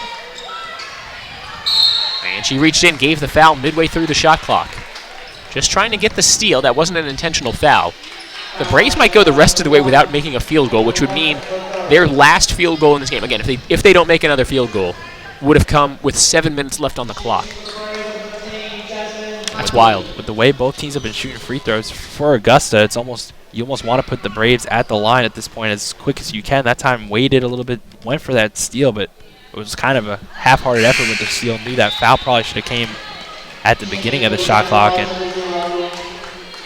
at this point, both teams really struggling from the line. So for Augusta, it might be go down, try and get a quick score, and foul immediately. And you mentioned that the free throw shooting hasn't been great either side. Augusta at 53%. At what point do the Braves just think about potentially fouling to avoid Augusta getting 3 points per possession? As there will be a quick timeout taken by Augusta. We'll stay here. Braves fans, again, a reminder, Shop UNCP Braves is now fully functional. The UNCP Braves Athletics online store features more than 1,100 products. Braves fans, alumni, and parents will now be able to purchase everything from t-shirts to pet supplies and everything in between. The site also has jewelry, golf gear, drinkware, and apparel from different brands, including Adidas, the official apparel provider for UNCP Athletics. That's shopuncpbraves.com.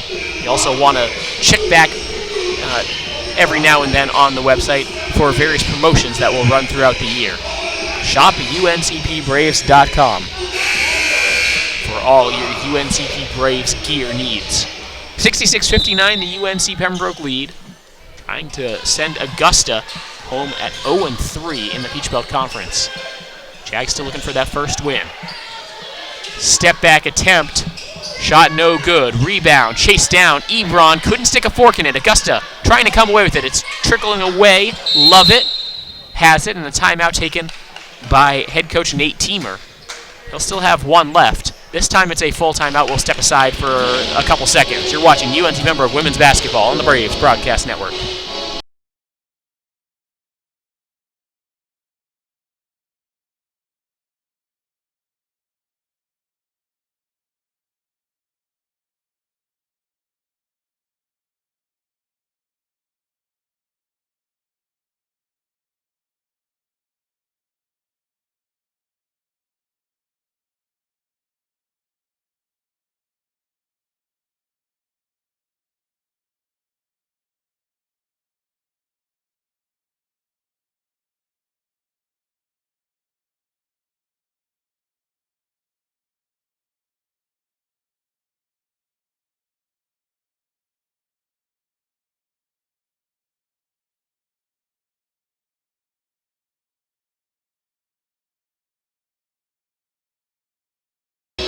Not much Augusta can do at this point but fire some threes and hope for some of them to go in.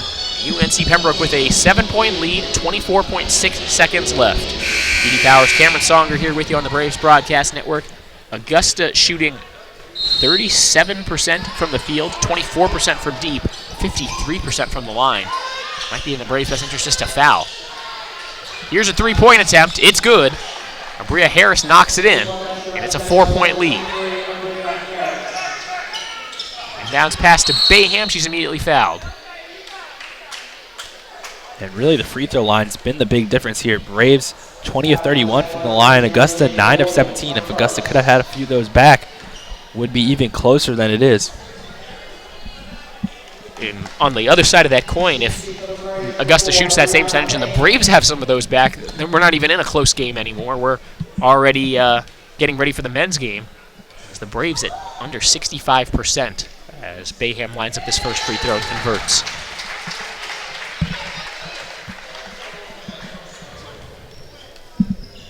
Bayham now 4 or 5 at the free throw line today.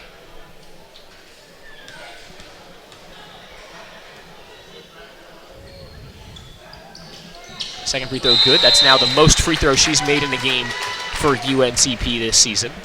Close to tying her for most free throws made in the season. Just tonight's game with 5. She had 6 makes out of 13 tries coming into today.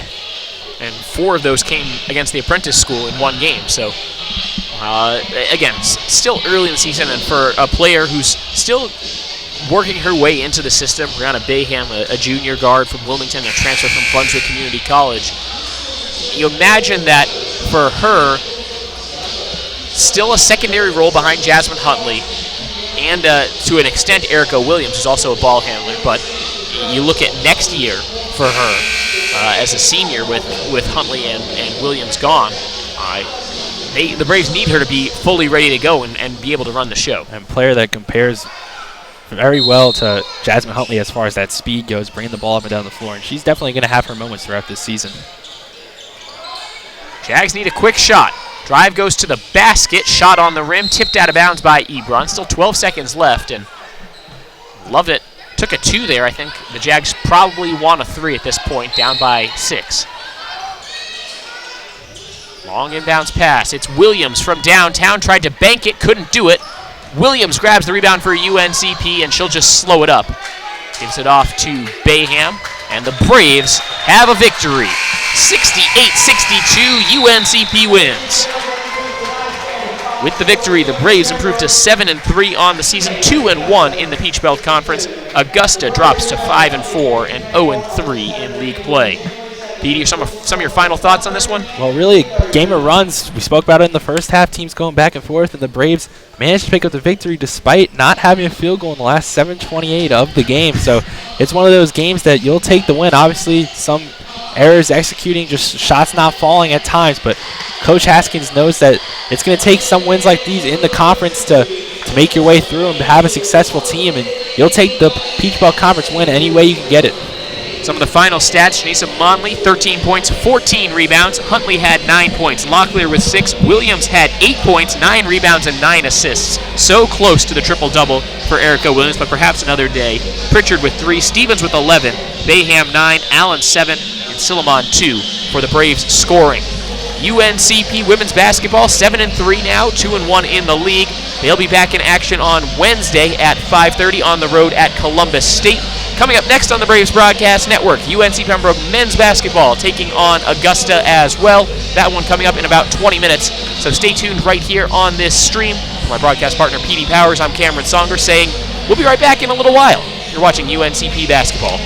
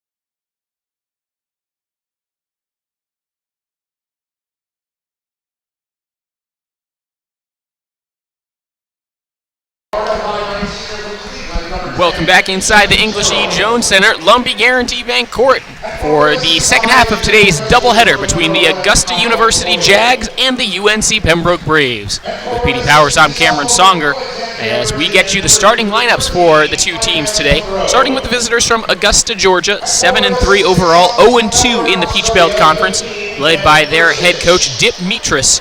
Starting lineup goes like this for Augusta. They list 4 starting forwards. Now, granted, we'll start with Tyvez Monroe because he's 6'2", but listed as a forward, so we'll call him that. Tyvez Monroe out there with Kyle Doyle, Ben Ursich, and Dean Williams. But the player to watch for Augusta is number 10, Keyshawn Sherrill, the senior from Cleveland, North Carolina. 26.1 points per game is tops in the Peach Belt Conference. He's a 44% three-point shooter and leads the Peach Belt Conference by shooting over 90% from the free throw line. UNCP will need to know where number 10 is at all times, and they might think about doubling him at times because he is such a capable scorer. On the other side, the UNC Pembroke Braves come in at 9-2 overall, 2-0 in the Peach Belt Conference, and riding a 4-game winning streak. Their head coach, Ben Miller, has seen his team really gel pretty quickly. A lot of young faces getting right involved very early. And last time out for the Braves, a 117-102 win over Barton on Saturday, December 31st, just a couple days ago, right here at home. And the Braves getting ready to go now back in Peach Belt Conference play as the gym is starting to fill up and the Braves are ready to try to defend home court. Starting lineup for UNCP is as follows. Number 0, junior guard from Wesley Chapel, North Carolina, Brandon Watts. The point guard for the Braves, the redshirt senior from Fayetteville, number 3, Alex Bradley. And the other guard for UNCP, a redshirt senior from Whiteville, North Carolina, number 23, Quamaine Rose. At the forward spots, it's number 4, Akia Pruitt, a freshman from Winston-Salem. And the Braves' top scorer is the big man, number 5, junior out of the Bronx, Nigel Grant. Petey, what matchup is interesting to you in this one? Obviously, Keyshawn Sherrill is somebody who you can't take your eyes off of, but what else are you looking at in today's game? Well, for Augusta, Keyshawn Sherrill obviously is the go-to guy. I mean, 26 points a game, that's something else. But I'm really interested to see how his supporting cast steps up. Guys like Kyle Doyle and Dean Williams are going to have to contribute. Both of them average just about 10 points per game, so he's going to need some help. He can't do it all by himself. And as far as for the Braves go, I really want to see how they try and attempt to guard Keyshawn Sherrill. I mean, 26 points per game. This guy walks in the gym with about 15, and the rest he just kind of goes and gets and does whatever he wants out on the floor. This guy can really do it all. But for the Braves, got some capable defenders on the wing, so I think it's one of those things where you might mix and match, put different guys on him, and see what works. Obviously, want to try and stop him, but going to be interesting to see what these role players for Augusta can do as well, because without them, Keyshawn Sherrill is just a one-man wrecking crew. The Augusta University Jaguars picked to win the Peach Belt Conference this year. They went 18-11 a year ago, 12-7 in the PBC, swept both games against UNC Pembroke, and ended up losing the Peach Belt Conference championship game in double overtime, a heartbreaking end to their season. They're looking to get to the NCAA tournament this year. So are the Braves. They missed out on the PBC tournament last year. Sherrill firing quickly, missing on his first shot, and the rebound by Pruitt. It's with Bradley, now finding Grant in transition. Missed the dunk. Lost the ball as he went up, and we're still scoreless, 20 seconds in. Going to be some up and down action. Very athletic teams out on the floor today. Lob down low, going at Grant, shot no good, a foul on the fight for the rebound. Dean Williams missed the shot. Let's see who they call this on. They do call it on Grant. They said he was leaning forward just a little bit. And they'll put Dean Williams at the free throw line. I thought they might have called it on the rebound. It was just a late whistle on the shot. And I'm really interested to see how Nigel Grant responds after his last game. Scored 27 points. Unfortunately for Nigel, was ejected out of that game. But season high for Grant and a career high for Nigel Grant. 10 of 12 from the field. Had an awesome day. And he's going to look to get going early here. Obviously picked up that quick foul, but Nigel's going to be very involved on the offensive end for the Braves. And Grant should match up favorably against a lot of these players from Augusta. Grant just really more just physically gifted, I think, in terms of 6'7", 240 and the ability to move his feet. Augusta doesn't have anybody who is up at 240 can bang with Grant, and also just their guys who are up at 6'8" or closer to the 210, 220 range. So Grant should be able to, if he wants to, really get down low and create some space.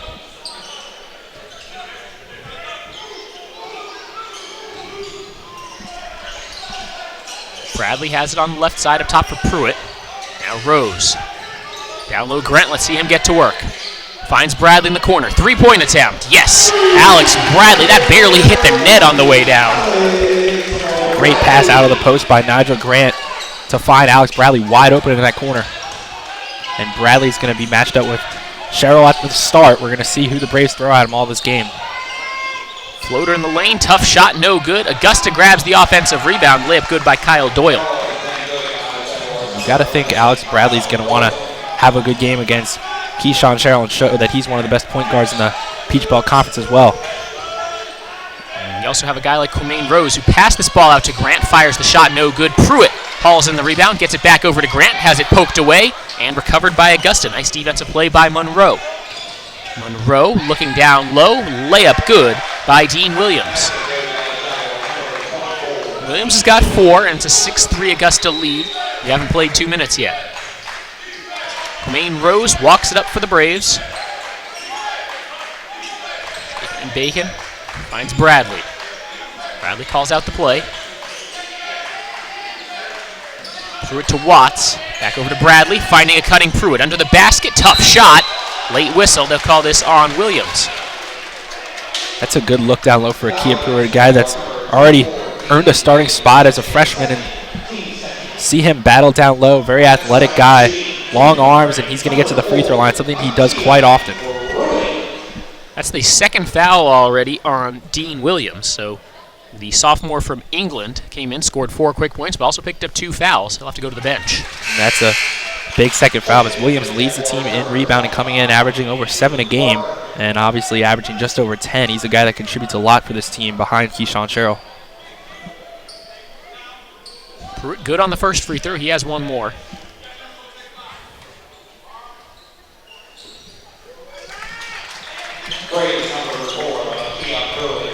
The thing that you sort of miss about Keyshawn Sherrill, you look at his stats, and then you sort of glance over, you realize he's just 5'9", 160. He's the leading scorer in the conference and one of the top 5 scorers in the nation, and he's undersized. Rose tried to come away with the ball. It goes off the foot of Andrew Parker, who just checked into the game. It'll probably be the matchup for Nigel Grant now for the Braves. So it makes sense that it's Bradley matched up with Sherrill, sort of shorter point guards who are just lightning quick. Here's Watts, hesitation move, hopping to the basket, missed the shot. Grant tries to tip the rebound. It's loose, and Rose reads the long inbounds pass. Pruitt, the good up fake. Pruitt towards the basket, draws contact. He'll go to the line again. Something about these Braves forwards, they can both put the ball on the floor. Nigel Grant and Akia Pruitt both can do that dribble drive. And that's nice when you got multiple players that can really attack. You have to guard everybody out on the perimeter. Akia Pruitt got his man up in the air with the pump fake from 3-point range, put the ball on the floor, and just got inside. Coach Miller's got to like that he really has 5 guys that you got to defend off the dribble on the floor in the starting lineup. No good on the first free throw for Pruitt. Freshman from Winston-Salem, North Carolina. Just a 58% free throw shooter, so an area for him to improve upon. But how about this? He's the PBC leader in blocked shots. He's a true freshman. Both ends of the floor are very active, grabbing rebounds and blocking shots. We've seen him have a couple highlight reel plays this season already. And I wouldn't be surprised if we saw another one today against the Jags. Sherrill makes the catch. Bradley trying to stay with him. Fall-away jump shot is good. And Keyshawn Sherrill has his first 2 points of the night. You don't have a hand in his space like that. He did a nice job to separate. When he's got that much space, you're expecting that ball to go in for Keyshawn Sherrill. Rose trying to respond. Left it a little short. Rebound batted around. It ends up with Watts. Now Bradley to Grant in the corner. He'll fire a 3 of his own. No good. And Augusta finally hauls in the rebound. Those Jags have 5 players over at the scorers table. Dimitris has seen enough from his starters. 3-point attempt. Good in transition. Tyvez Monroe. 5 quick points for Augusta to take a 5-point lead. It's a big 3 for Monroe. Only shoots about 25% from 3, but if he can get that shot going early, he can be a player that can hit from the outside. Bradley with it. Over to Watts. A lot of off-ball action for UNCP. The team comes. Another 3-point attempt, this one off the mark. UNCP trying to save it. Oh, out of bounds. They'll say Tyvez Monroe's foot was on the line, and UNCP will keep possession. Good hustle by Rose to force Monroe to make that crazy attempt to save it. And you love seeing that out of Quamaine Rose, especially after coming back from that injury, selling out, trying to get that ball and keep it in play. Braves have missed their last 5 field goal attempts. They've gone 3 minutes without hitting a field goal. And Augusta making a wholesale change. Watts through a lot of contact. He turns it over. New 5 on the floor for the Jaguars. It's Brooks, Fields, Bird, Oliver, and Kabzaru. 5 new players off the bench for Augusta. Let's see how they handle this UNCP pressure. Without Cheryl Williams on the floor, it's going to be interesting to see where they get their offense from. Attacking Pruitt, the finger roll. Good by Aaron Bird, the sophomore from Washington, D.C. If he can just drive through the lane like that, he's going to take that layup all day. Maybe he'll be their offensive source. It's a 7-point Jags lead. Rose finding Pruitt, going up for the dunk. Akia Pruitt. Great job by Quamaine Rose to get through traffic and find Akia Pruitt. Bradley trying not to reach in. 15.5 to go first half. On the left side. Pass to the elbow, free throw line extended, jump shot. High rebound up in the air. Watts controls it for UNC Pembroke. He'll let Rose run the point. Grant calling for it onto the basket. Rose trying to find him. There's a foul first. Foul on the floor. It goes against Augusta. They'll call it on to Myrick Fields. And I believe it'll be free throws for UNCP when we come back. 15:08 to go in the first half. We're just getting started, but Augusta with a hot start. They lead by 5.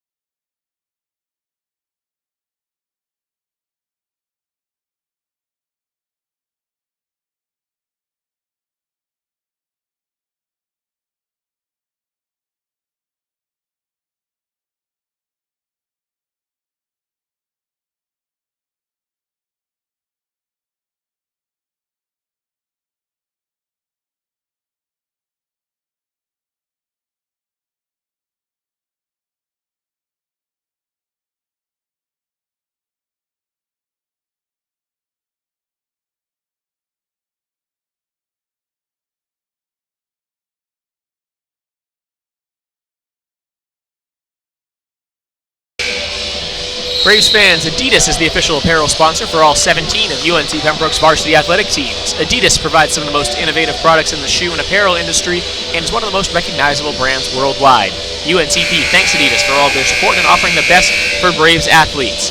UNCP wearing those gray Adidas alternate jerseys today, taking on Augusta in their navy blue road jerseys. And this foul was called on the floor, not in the act of shooting, so it will be a baseline out-of-bounds situation for UNCP, which just brought Andrew Evans into the game for the first time. He replaces Quamaine Rose. Bradley trying to trigger a long inbounds pass, has it to Watts. Also, James Murray Boyles into the game, the Braves 6th man, averaging double figures off the bench for UNCP. Watts driving baseline, cut off, looking for a cutting Murray Boyles, hopping to the rim, can't get the roll, rebound tipped around. Augusta finally comes away with it. So Akia Pruitt is on the bench for the Braves right now, with Murray Boyles giving him a spell. Fight down low for position. Murray Boyles will be called for a foul. To Myrick Fields, the junior forward, just had better position on the low block. And now Carson Mounts checks in to spell Nigel Grant. So it's a difference between what the Braves usually do and what Augusta did here tonight. Jags just went all 5 out with their starters with a fresh bench platoon. UNCP will rotate their guys a little more slowly. Bradley takes the rebound away from Fields. No numbers the other way for UNCP. Bradley takes it himself. Up with the scoop shot is good. Alex Bradley. And Alex Bradley's never going to care if he doesn't have numbers. If he can get to the rim like that. That speed in the open court. Alex Bradley with a nice layup. Bradley guards Oliver now. Oliver gets past him with a nifty dribble move. Brooks attacking Watts. Mounts is having none of that. Rebound tipped out. And it looks like UNCP was the last to touch it. James Murray Boyles just batted it away. Shot clock never reset. The shot never hit the rim. So it's 13 to shoot for Augusta.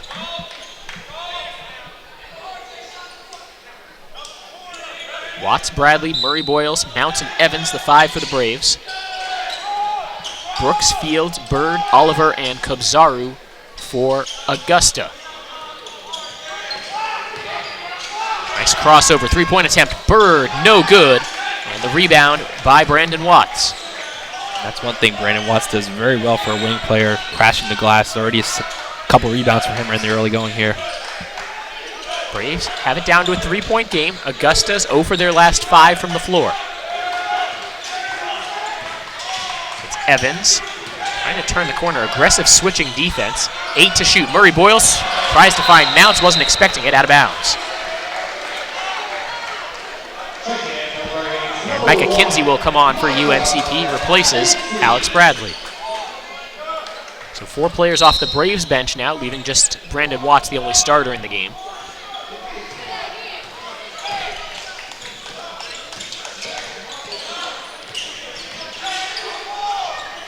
Tough off-balance shot, long rebound. Kinsey has it knocked away. Augusta with another chance. Long pass back to Brooks. Offensive rebound starting to pile up for the Jags. Fields into the low block at Mounts on the reverse. Nice finish. To Myrick Fields has another one for Augusta. His first 2 points. Really nice move by Fields, using the rim as a shield to get under and avoid the shot blocking. Murray Boyles called for the moving screen. That's his second. Now a decision for UNCP. Do you leave Murray Boyles out there? It looks like Murray Boyles is starting to go to the bench with nobody over to check in for him yet. Pruitt, a little late to get to the scorer's table, but they will give the Braves that substitution. JB knew he was heading to the bench, but Braves almost were playing with 5-on-4 for a second there before the referee blew his whistle. And Augusta coach Dick Mitras doesn't like the fact that the Braves were granted that substitution. It's the 3rd team foul on UNCP. The Jags have 4. So Pruitt, not much of a breather, not as long as he usually gets. Mounts again gets beat on the reverse. Vlad Kobzaru out of Romania has his first 2. This bench unit's been impressive for Augusta. They have a steal. And Kinsey gets it right back. Great hands by Micah Kinsey. He finds Pruitt, and he throws it down. We've seen that freshman-to-freshman connection before, and that was a nice job by Kinsey along that sideline. Stay in bounds, quick hands, and Nakia Pruitt right into the basket for the slam. Looks like Coach Mitras on the Augusta sideline, ready to bring in his starting platoon. Watts blocks a shot, grabs the rebound, looks out the other way. Kinsey in transition, hopping to the basket, lays it in. Braves trail by just 3 now. Micah Kinsey really seems to thrive in sort of unsettled situations. Loose ball, kind of weird transition. Those are the times that Micah Kinsey seems to be at his best today. Reach-in foul called on Andrew Evans. That will take us to a timeout on the floor. 11:51 left in half number 1. Augusta still clinging to a 3-point lead.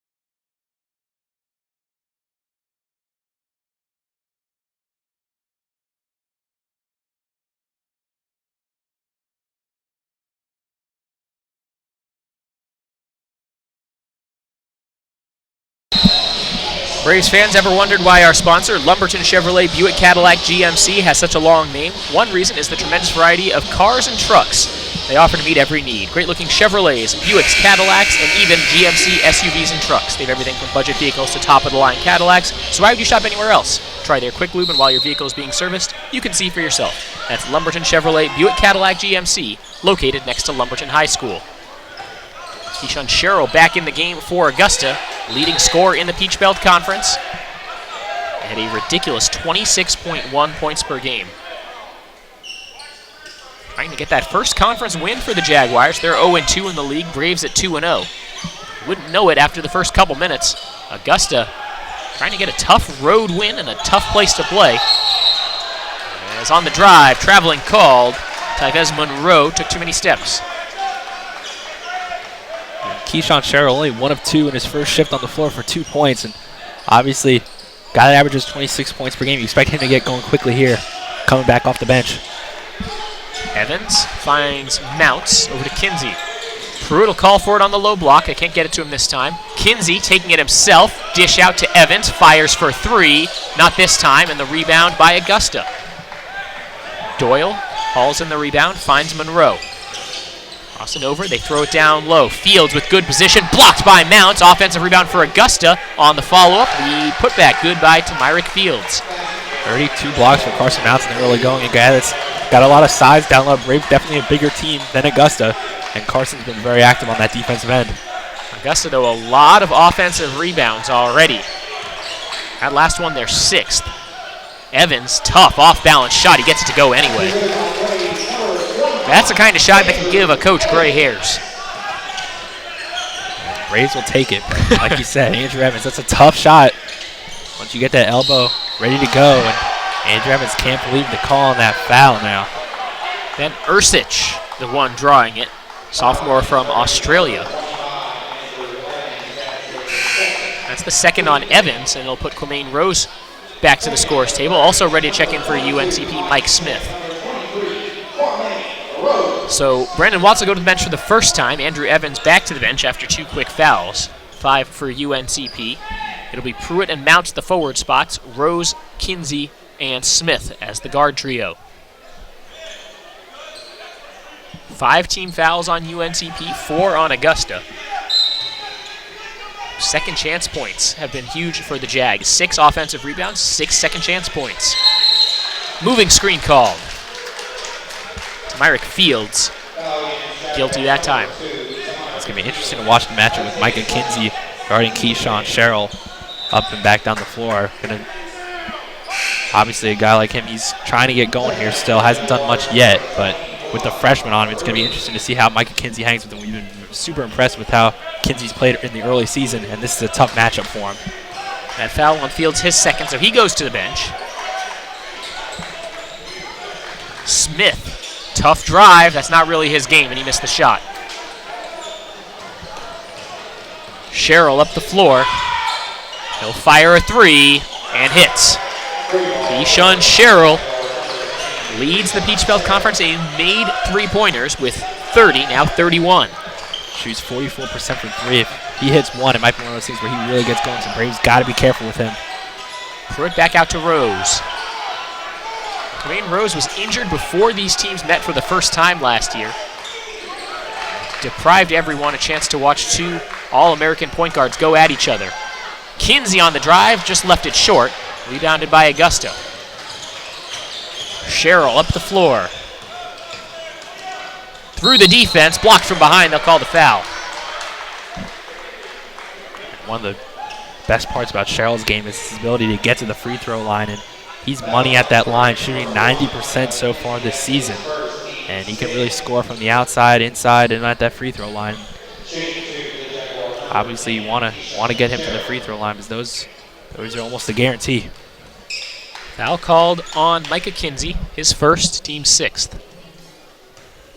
Alex Bradley at the scorer's table, ready to check back in for UNC Pembroke as Sherrill money on the first free throw. Sherrill, the Peach Belt Conference Freshman of the Year in the 2013-2014 season, a 2-time All-American out of the 3 seasons he's played. Interestingly, the one time he didn't get it was last season, his junior year.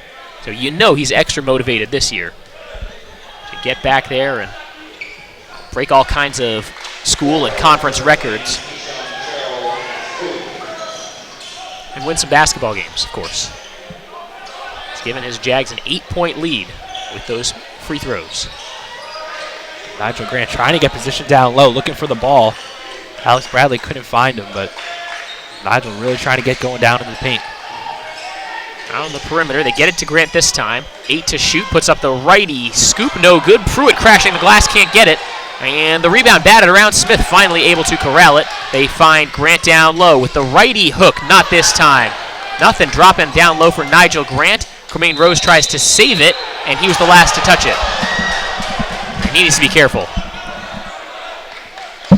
Despite not finishing on that play, that's the kind of thing you expect to see out of Nigel Grant and Akia Pruitt. They can get those easy looks at the rim, and unfortunately on that trip down, none of them fell, but they're going to keep getting those opportunities down low with their size and athleticism.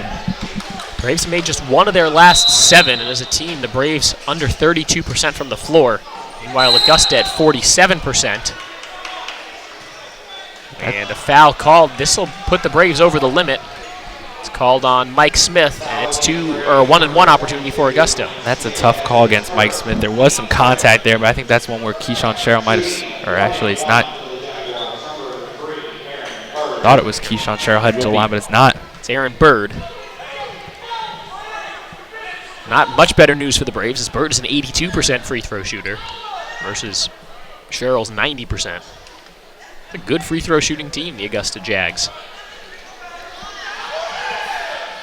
Front end of the 1-and-1, no good, and the only person who was aware that it was a 1-and-1 was Tremaine Rose. That's that senior leadership for you. Rose splits the double team, getting to the basket, and the follow dunk by Akia Pruitt. Where did he come from? That's already 3 dunks for Akia Pruitt in the first half, showing off his athleticism. Boy, if only dunks were worth more points, then the Braves would be closer in this game. They still trail by 6. None of those dunks have really succeeded in firing up the bench or the home crowd yet. Just hasn't been much else to cheer about. Drive to the basket, right over Pruitt, the score by Kyle Doyle. Grant running, not able to hang on to the pass, out of bounds. Nice find by Tremaine Rose. He put it right on the money. Grant just couldn't hold on. It's going to be interesting to see. Now we're seeing Mike Smith guard Keyshawn Sherrill. Mike Smith a little bit bigger than Alex Bradley. Guy that's really a hustle player for the Braves, and that's the matchup I was really looking forward to see with Mike Smith come off this bench, and now they're going to switch. Looks like they'll zone. It's a 2-3 zone for UNCP. Something we don't see very often from the Braves, and it's a different look, something you want to throw at a guy like Sherrill, a guy that can score at all 3 levels. Don't want to stick with that one, kind of switch defenders, maybe switch your defensive scheme. Second personal on Nigel Grant on the reach-in, and the 8th team foul on UNCP. It'll be Kyle Doyle to shoot the 1-and-1 as James Murray Boyles checks back in for UNCP. He also has 2 fouls. The Braves just trying to find a lineup that works in terms of having forwards that can stay out of foul trouble. Carson Mount's just not really enough foot speed to keep up with these quicker forwards from Augusta, but you might see him out there at times. 8-point Augusta lead. Bradley trying to break down on the drive. He gets to the basket, lays it in. Alex Bradley for 2. And if he gets that switch on the perimeter, he's going to take advantage of it with his speed, gets right to the rim. And a whistle. I'm not sure what they're saying. Let's see, there's a wet spot on the floor perhaps that they wanted to mop up before the action continued. I think it will still be Augusta ball. I thought for a second Ben Ursich stepped over the line on the inbound. That's what the whistle was for. Either way, a whistle means a stoppage and a timeout on the floor. Braves trailing by 6. We'll be right back.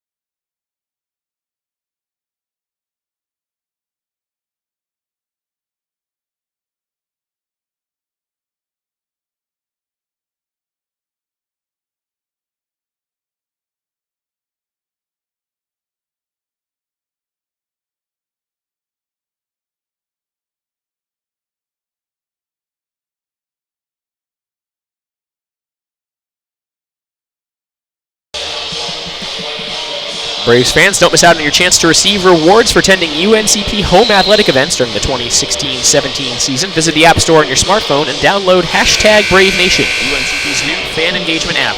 The app can be found on the Apple Store or on Google Play. Search using #BraveNation.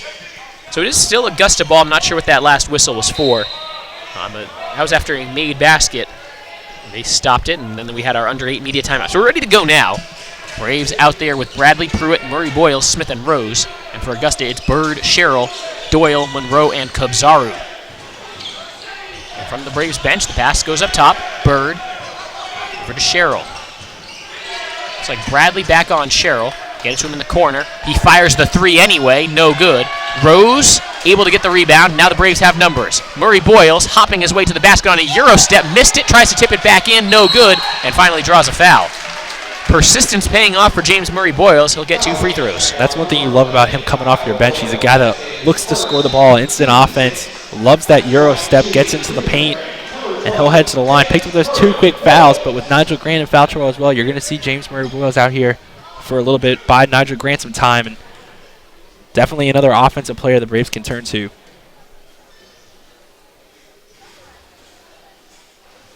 Free throw good, Murray Boyles.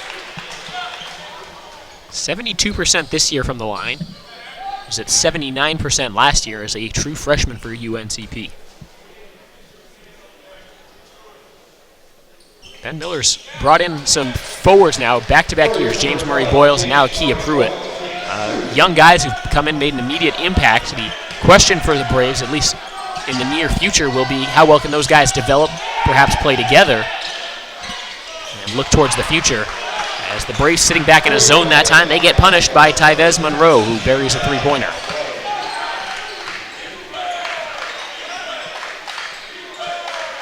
Bradley gets it from Rose. Gives it off to Smith. Back to Rose. He'll line up a 3-pointer. Off the mark.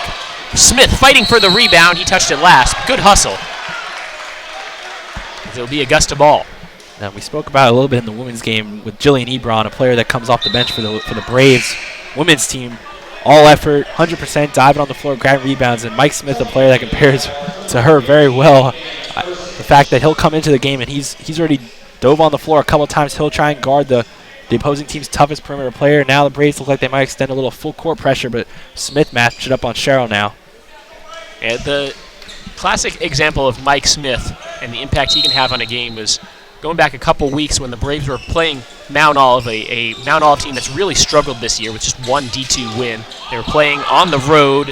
It was fairly quiet at Mount Olive. They had already finished their final exams on a weeknight, and the Braves just couldn't really create any separation from Mount Olive. They were shooting the lights out, and Mike Smith came into the game, made a couple shots, made a couple defensive plays, and the Braves bench got going. They started creating their own energy as Rose draws a foul, nearly puts it in. They'll go to the line and shoot 2. But Mike Smith, a momentum kind of player, the kind of guy who, when he gets going, for whatever reason, his teammates just love it.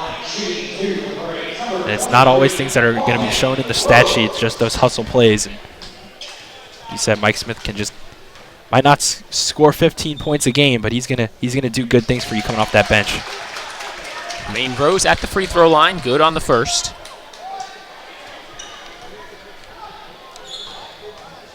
Former All-American out of Whiteville, North Carolina.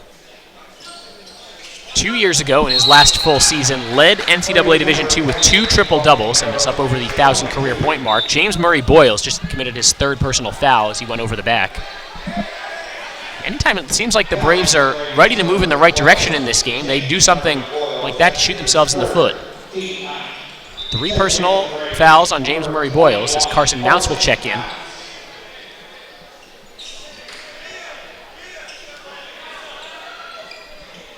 One-and-one coming up for Vlad Kobzaru. Played at St. Johnsbury Academy in Vermont after coming out of Romania. Made his way down to Augusta, Georgia as a sophomore. Kobzaru hits the first. Not a great shooter, just 36% at the line. Augusta sending Andrew Parker to the scorer's table. He's ready to check back in. But the second free throw no good by Kobzaru. Braves down by 7. want to cut into that as they get close to the halftime mark. Trying to make a comeback. No time like the present for Alex Bradley. He tries to drive baseline. Good defense by Sherrill to keep Bradley from making anything happen. Here's Rose on the drive, steps back, fires it, left it short. And these are shots that Quamaine Rose at 100% a couple years ago would have hit. Just a little bit off still as he's coming back from that knee injury. Missed by Sherrill, but an offensive rebound for Augusta. Mounts gives a foul down low. It's the 10th team foul on UNCP, and it will be 2 free throws now for Kobzaru. While Sherrill's leading the team with 7 points, it really hasn't gone off yet. It's just balanced effort so far. Everybody else contributing, doing the little things well. And while he is leading them in scoring, he hasn't really put his stamp on this game yet. Braves down 7. And you got to think Sherrill's going to get going here fairly quickly. Could be the kind of day where he ends up with a quiet 22, 23, 24. As weird as that is to say for a guy who is such a huge focal point of a team's offense, that's possible for a guy like Keyshawn Sherrill.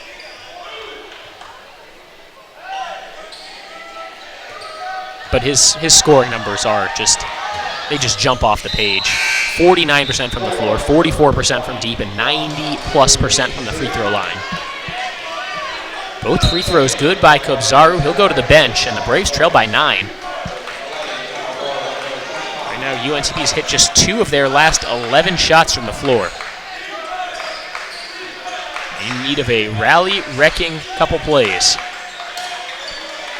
Smith trying to drive, spinning to the basket. Tough shot, no good. Augusta controls the rebound. Up the floor, Monroe. Gives it off to the right side for Brooks. Watts is the one guarding Sherrill now. Sherrill has it go off his foot. Watts tries to dive to get the loose ball. Numbers the other way for Augusta. Good up fake, one dribble pull up Monroe. That's the right shot. As it went to the weak side, he just couldn't hit it. Watts gives to the point guard Bradley. Bradley lines up a 3 ball. No good. Long rebound out to Augusta. 4.5 minutes to go before halftime. Jags looking to seize control. Drive to the basket on the reverse layup. Good by Andrew Parker. It's a double-digit lead. Great look inside by Sherrill to Parker. See if the Braves call a timeout here.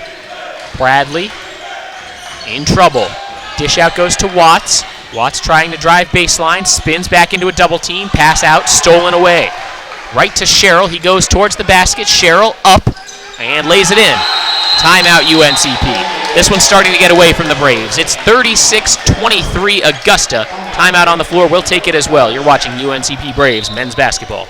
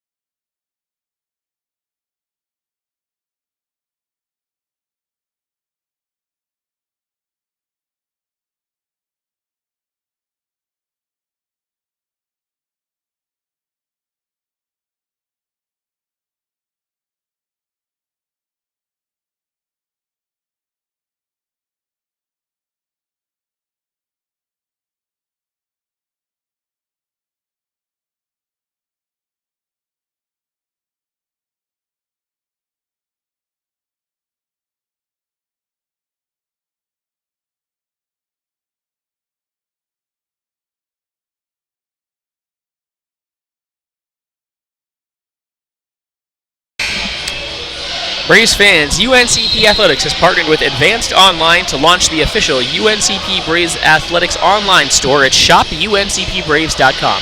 The online store features more than 1,100 products, which Braves fans, alumni, and parents will now be able to purchase everything from t-shirts to pet supplies and everything in between. The site also has jewelry, golf gear, drinkware, and apparel from different brands, including Adidas, the official apparel provider for UNCP Athletics. That's shopuncpbraves.com. Final 4 minutes of the first half. It has not gone the Braves' way so far. It's still time to make a comeback and chip into this deficit. Mounts tries to set a screen for Bradley. Lost the ball, gets it back. finds Pruitt. Bounces it to Mounts. Still 12 to shoot for UNCP as Mounts gets to work on the low block up with the righty. Sky hook. No good. That's a shot that usually goes in for UNCP, and Watts is shaken up. A little slow to get back. Three-point attempt the other way. No good. Offensive rebound. Braves are playing 5-on-4. Blocked by Pruitt. Watts trying to dive on the floor for the loose ball. What a heart for Brandon Watts. He can barely stand up, and he's out there diving for loose balls. Watts will go down. We'll get a stoppage as UNCP will have to send a trainer to come look at Brandon Watts. Braves fans gives us a chance to look at the upcoming schedule. Wednesday, UNCP women's and men's basketball travels to Columbus, Georgia to take on the Columbus State Cougars. Tip-off for the women's game starts at 5:30. Then the Braves come back to Pembroke, 1:30 on Saturday. Women's game against Georgia College, and then the men's game following about 2 hours later. Also on Saturday at 6 p.m., wrestling hosts Belmont Abbey. And then on Monday, basketball's back on the road, Monday the 9th, or doubleheader at Montevallo starting at 6:30 p.m.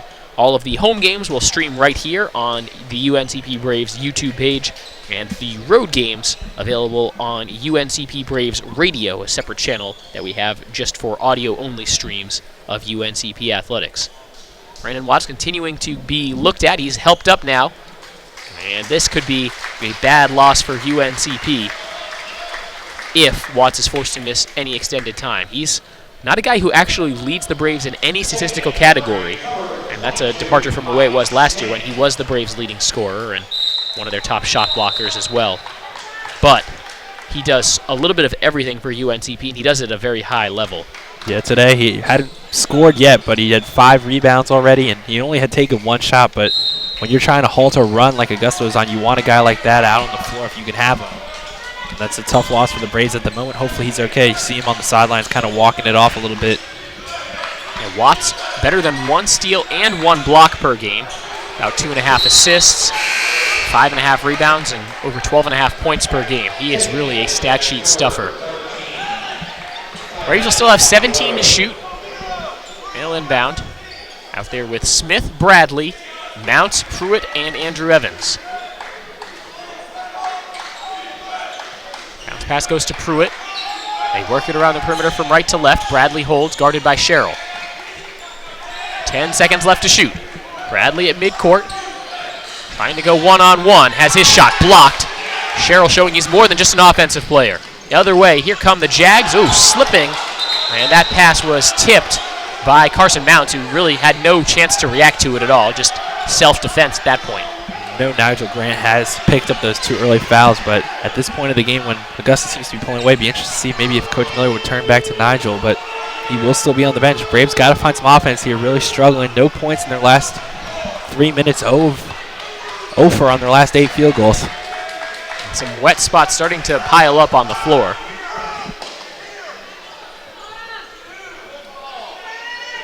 Check all those doors. It's been a damp night here in Pembroke, so you want to make sure no moisture from outside is getting in and making the playing surface any more difficult. Shot clock at 15 for Augusta now. Braves very active trying to get in the passing lanes, but they're jumping all over the place. Here's Brooks with 8, guarded by Bradley. Pass into the paint. Parker. Not happening that time on the follow-up, no good. Rebound batted around. UNCP finally able to come away with it. Kia Pruitt is such a shot changer. Obviously, he blocks shots to the tune of better than 2 blocks per game, but he also just changes a lot of shots in the lane. Augusta already sort of scrambling there with the shot clock winding down. Speaking of the shot clock, it's down to 8 for the Braves. Evans was open in the corner. Mike Smith couldn't find him. Here's Bradley, a 3, blocked by Sherrill. Evans on the runner, put back, no good. That's 2 block shots now by Keyshawn Sherrill. Even though the shots haven't been dropping for him as much as perhaps he's used to in this first half, he has been in complete control of this one.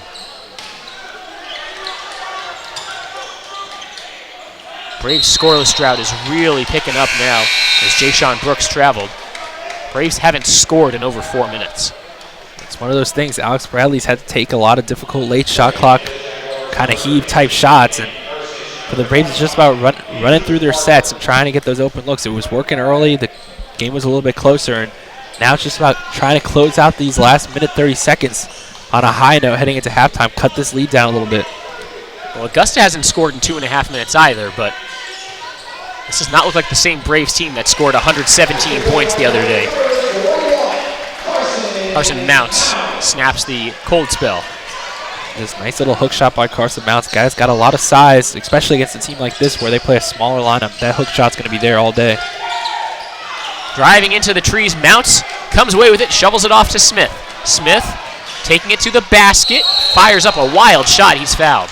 And Mike Smith knew the contact was going to be there. He had Andrew Evans open in the corner, but he knew he was going to draw the foul if he went up with it. And that's a nice play. Get yourself to the free throw line for 2 shots. Tyvez Monroe commits the foul, his second, team's 8th.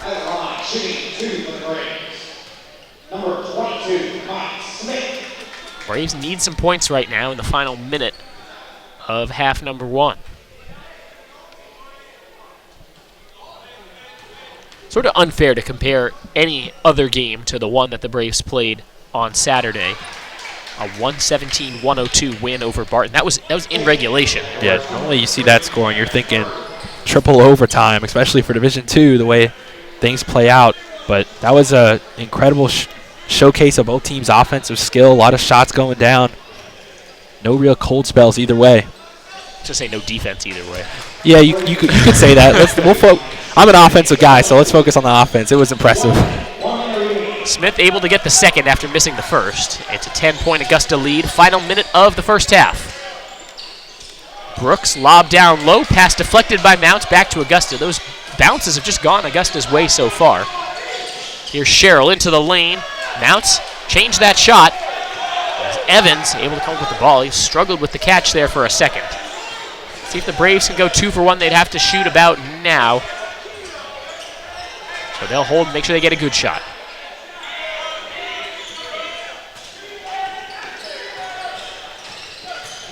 Bradley with it. They get it to Evans to the left side. Smith. Shot clock at 7. Smith gives it to Evans. He'll fire a 3. No good, and it's out of bounds. Off the top support of the backboard. And Augusta will inbounds with 13.4 left, trying to add to a double-digit lead before halftime. That possession, Augusta did great. Read all of the Braves' motion elements of that offensive set, and right there with everybody. And Andrew Evans got a decent look at the end of the shot clock for 3, but just couldn't get it to fall.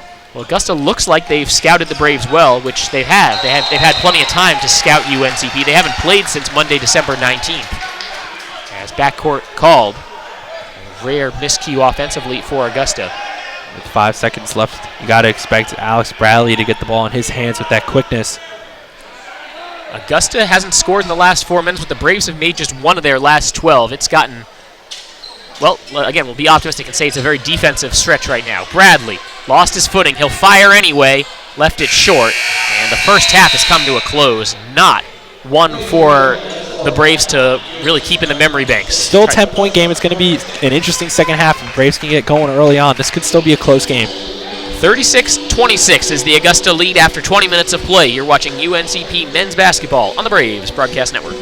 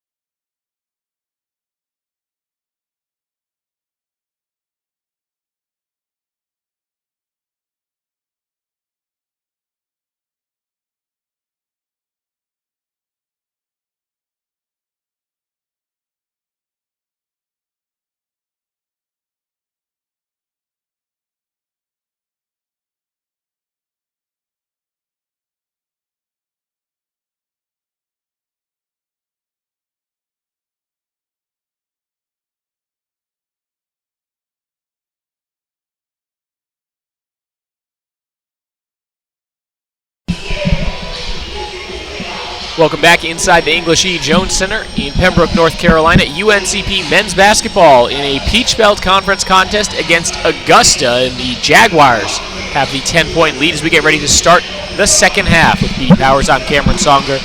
As Petey, the Braves just really couldn't put the ball in the basket in that first half. 1 of 10 from beyond the arc, 9 of 33 from the floor. That's just 27%. They did force some Augusta turnovers, but we're only able to score 8 points off of 10 Augusta turnovers, and the Jaguars really getting to the glass. 6 more rebounds than the Braves, including 10 offensive rebounds in the first 20 minutes for the Jags. Just a tough start for the Braves on the offensive end of the floor. Nice to see Brandon Watts back out on the floor, though, for the start of the second half. Guy that was missed some time with an injury, and see if he can get going quick here in the second half, change things around for the Braves. Bradley throws a down low to Pruitt. Pruitt spins the other way, puts up the righty hook, and switching sides didn't seem to help with the kind roll that time. That was an unkind roll. And Pruitt and Grant missed a couple of those looks early, and those are the kind of shots that normally fall for the Braves, just haven't yet so far today. Down low, it's with Doyle. Around the perimeter, they get it back to their leading scorer, Sherrill. Now it's with Williams. Williams might have stepped on the baseline, but they'll call the foul first.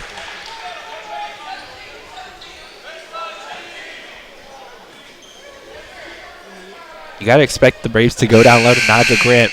Picked up those 2 quick fouls early in the first half. Had to take a seat on the bench for the rest of the half, avoid picking up that third. But Nigel Grant, quiet in his minutes, 0 for 5, 0 points so far, and he's gonna guy that normally walks in the gym with double figure scoring, leads the team in scoring, just over 15 points per game, and he just couldn't find it in that first half, and those fouls obviously made him go to the bench. Braves in a 2-3 zone. Sherrill with the miss, the easy follow-up layup by Ben Ursich. After that last foul was called on Akia Brewer, we had the delay to figure out who that foul was on. Now a whistle down low, and this foul goes on Augusta. That's Kyle Doyle jockeying for position. Doyle's second personal. First team foul of the second half, and now Brandon Watts will shake it up. He'll go back over to the training area. Something must have just not felt right. Only a couple trips up and down the floor and already had to get pulled. Grant off the inbounds. Money. Nigel Grant, his first 2 points of the night, and the Braves trail now by 10. That's a part of Nigel Grant's game. Players are going to have to respect. He's got a nice little mid-range jumper in there, just connected on one. Hopefully that'll get him going. Sherrill off the screen. That's too easy. That's a layup for him, 20 feet from the basket. Sherrill had 9 points in that first half. He was their leading scorer, but didn't really feel like he put his total stamp on the game, and if he gets going in the second half, it might be a long day for the Braves. Rose, a nifty attempt. Missed it, but he was fouled. One thing about Quamaine Rose that I've liked, I've only seen Quamaine play about 3 or 4 times now, but Quamaine Rose's touch around the rim is excellent. He knows that backboard like the back of his hand, and that one, the angle was incredible. The fact that he almost squeezed that one through and up and in. Got great spin on the ball and can really finish inside the trees. Foul called on Monroe, his third. And Rose cashes in the first free throw. Free throws weren't really the problem for the Braves in the first half. They were 7 of 10. So were the Jags. Braves a good free throw shooting team, second in the conference in team free throw percentage. Right now it's been about getting stops. The Braves just haven't been able to do it consistently tonight. Augusta also managing to pull down a lot of offensive rebounds. That's been a big part of their offensive attack. Missed shots, offensive boards up for easy layups. Sherrill throws it into Ursich. Now in the paint. Find a cutting man. Oh, what a dunk! Dean Williams with the dunk of the night. How did he get that to go in? Grant under the basket, spins it in. Basket starting to drop now for both teams, perhaps. Welcome sight for the Braves. Calling that the dunk of the night. That's no disrespect to Akia Pruitt, who had 2 or 3 really good dunks. We've still got some time left to go in this game. I'm sure Akia will try and match him again. Oh, I would be surprised if he didn't try something, try to get the Braves going. That's one way he can really pump up his team. Grant gambling for a steal there. Doyle burning him for a layup. This is still just a 12-point game while Augusta feels like they're in control. A couple stops for the Braves right in this thing, and Augusta going to do another platoon spot. They got 5 fresh guys at the table coming in at the next dead ball. Seems pretty early in the half to be doing something like that, but that's the way they want it. As Nigel Grant cans another jumper. That's 3 quick buckets for Nigel Grant already. Braves force a steal. Smith gets it to Bradley, who can't hit the layup. Rebound controlled by Augusta. Potential turning point there the Braves couldn't capitalize on. Like the way that UNCP's been able to get the ball to Nigel here early on, though. You know he wants to get going after that 27-point outing in his last game. No points in that first half. Already 3 quick buckets here in the second. Sherrill coming off a screen. Turned away by Pruitt. He gets it back, puts up the second chance jump shot, and it's up on the rim and out. A whistle will go the other way. A foul on Augusta. That was a good job by Akia Pruitt. After that block. No, it'll stay here. It's a foul on UNCP. But yeah, the defense by Pruitt was right where it needed to be. And Nigel's been politely talking to the referee since the call. He couldn't believe it. Now he's going to have to head back to the bench. Been a bright spot here early, but obviously don't want him to pick up that fourth one real quick and see what James Murray Boyles can do. Another offensive player onto the floor. Yeah, that last foul called on Grant was his third, so Murray Boyles back in the game. He also has 3. And an area where you thought the Braves might have had an edge under the basket, forward play. Hasn't really been there for the Braves as they can't clear a rebound.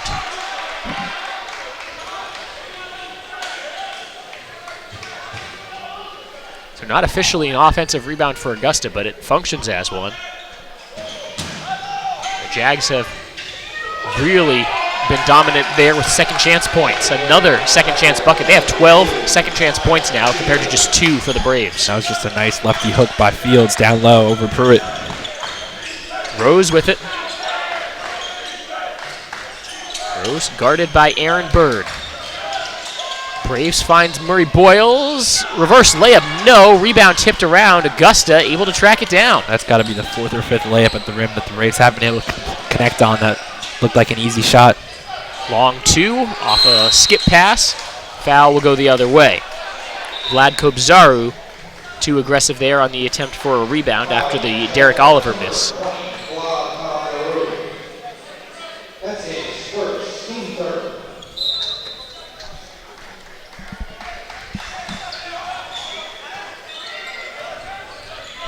It's the first personal on the forward from Romania. Bradley trying to take it himself. He's cut off. Put up a wild shot. He's fouled. And Augusta really bailed Alex out there. Got in the air. Didn't really have much of a chance there, but drew that contact, and he'll take it and head to the line for 2. He's had a tough time getting going here, but he'll take some freebies after the break. 2 free throws coming up for Alex Bradley. When we come back, it's a 46-34 Augusta lead.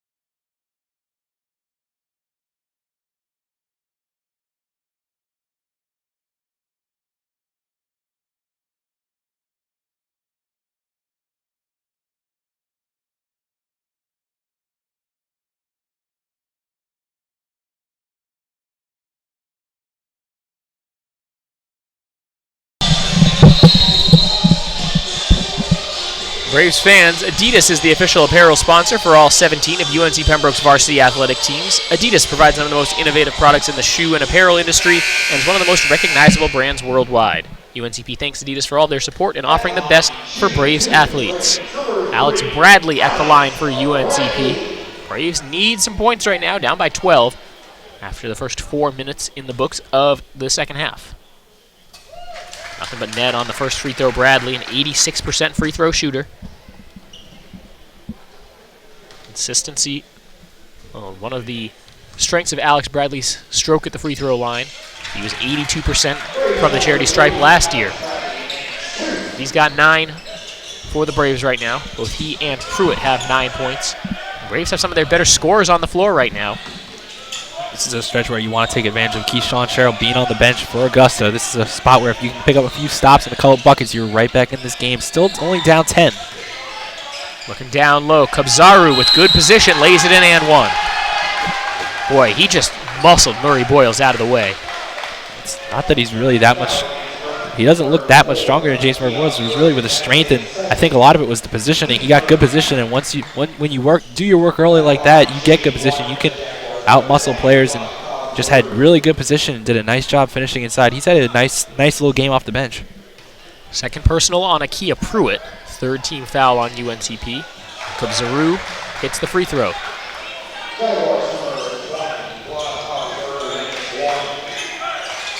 He's got 8, and the lead is 13. Rose lost the ball. Augusta comes away with it. Up the floor, Bird. Pull-up jump shot, no good. Rebound. Murray Boyles pulls it away. Still loose, though. Murray Boyles over to Rose. Now the Braves can come the other way. Bradley can't hang on to the ball. And Augusta calling for a timeout. Let's see if they get it. They'll call a jump ball. Possession arrow favoring Augusta. Good hustle. Augusta the first ones to the ball. Everybody seems to have butterfingers at the moment. No one wants to hang on to it. But seen a lot of help with the towels out on the floor, trying to wipe the floor off. A lot of moisture, and seems like no one can get a good grip on it at the moment. Carson Mounts will check in for UNCP as Quamaine Rose bench. Braves will go big. So the possession arrow pointing Augusta's way. Just 2 seconds off the shot clock.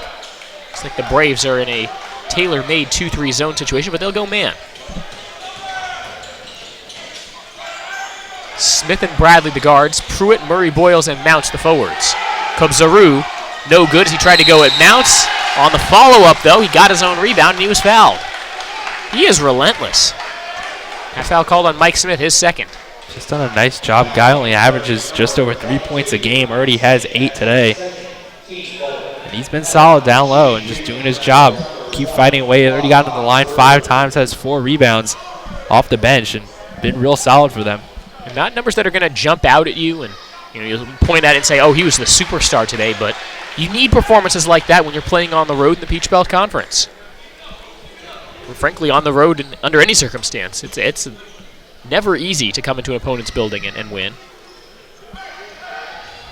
We talked about sort of the atmosphere earlier with the fact that students aren't back in Pembroke yet.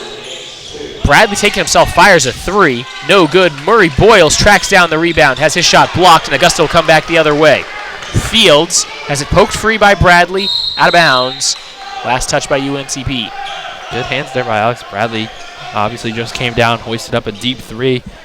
But for the Braves, with this size out on the floor, you expect them to win the rebounding battle. But like guys like James Murray Boyles, only playing that 4-man position, but he can put the ball on the floor and dribble as well as Akia Pruitt. So Braves still have some shot creation on the floor, maybe a little less traditional, but they can still attack. So this lineup is very versatile.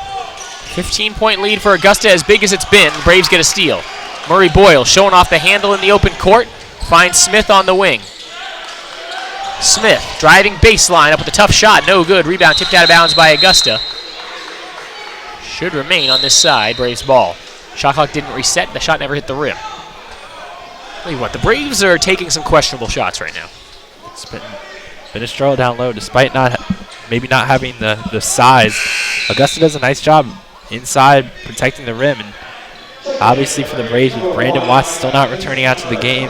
He is on the bench at the moment, but with Brandon Watts and Nigel Grant, two of your top 3 scorers, not in at the moment. Braves struggling a little bit to find their shot. With Alex Bradley heading to the bench now, it's going to depend on guys like Andrew Evans and Micah Kinsey to make things happen. Step back, contested jumper.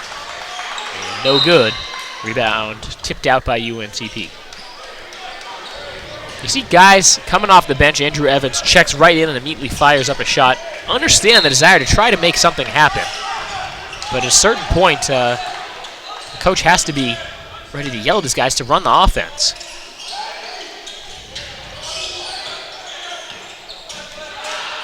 Braves owe their last 6. Open 3 from the left side. Canned by Jay-Sean Brooks. This one in danger of getting away from the Braves. Brooks, another guy shooting over 40% for Augusta. And we see Mike Smith and Nigel Grant heading to the scorer's table. Nigel's sitting with those 3 fouls, going to have to come back in. Evans, the Braves need it. They don't get it. Rebound, Fields. Up the floor to Brooks. And Augusta slows it down. Bird with it. To the left side it goes with Oliver. Mismatch as Pruitt was guarding him. Bird steps into a 3. It's good.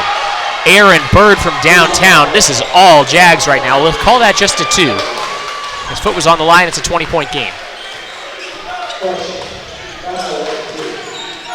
Murray Boyles, he'll try his luck from downtown. Over everything, an air ball. The nightmare continues for UNC Pembroke.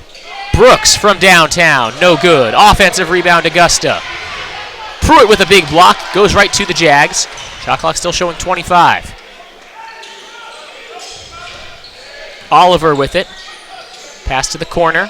Brooks was on the sideline. He stepped out of bounds. The Braves will take it. Obviously, Augusta going on this huge run, knocking down 3 balls. Brooks looked like he was ready to hoist another. It's a 10-0 run over the last 3 minutes for Augusta. Went from being a 10-point game to a 20-point game. And UNCP needs some kind of answer out there. And this is where you go to a guy like Nigel Grant coming right back into the game. You've got to. They'll match up with Kubzaru. They'll feed it to him. Grant at the elbow. Over to Smith. Corner 3. No good. Offensive rebound, Pruitt. Nearly has it taken away by Kubzaru. Looking down low. Pass tipped and stolen away. Here come the Jags. Into the paint. They find the Kubzaru, and he can't make the shot, but he's fouled to go to the line to shoot 2. Vlad Kubzaru. Another trip to the free throw line. Braves haven't scored in over 3.5 minutes. Meanwhile, Augusta's gone on a 10-0 run. And they called that on Nigel Grant, his 4th. We saw this early in the season. Nigel struggling with some foul troubles, but he kind of worked himself out of it. And now it's just been those tough ones. He's checks in, picks up a quick one, and up to 4 now. But Coach Miller's got to leave his starting center on the floor at this point.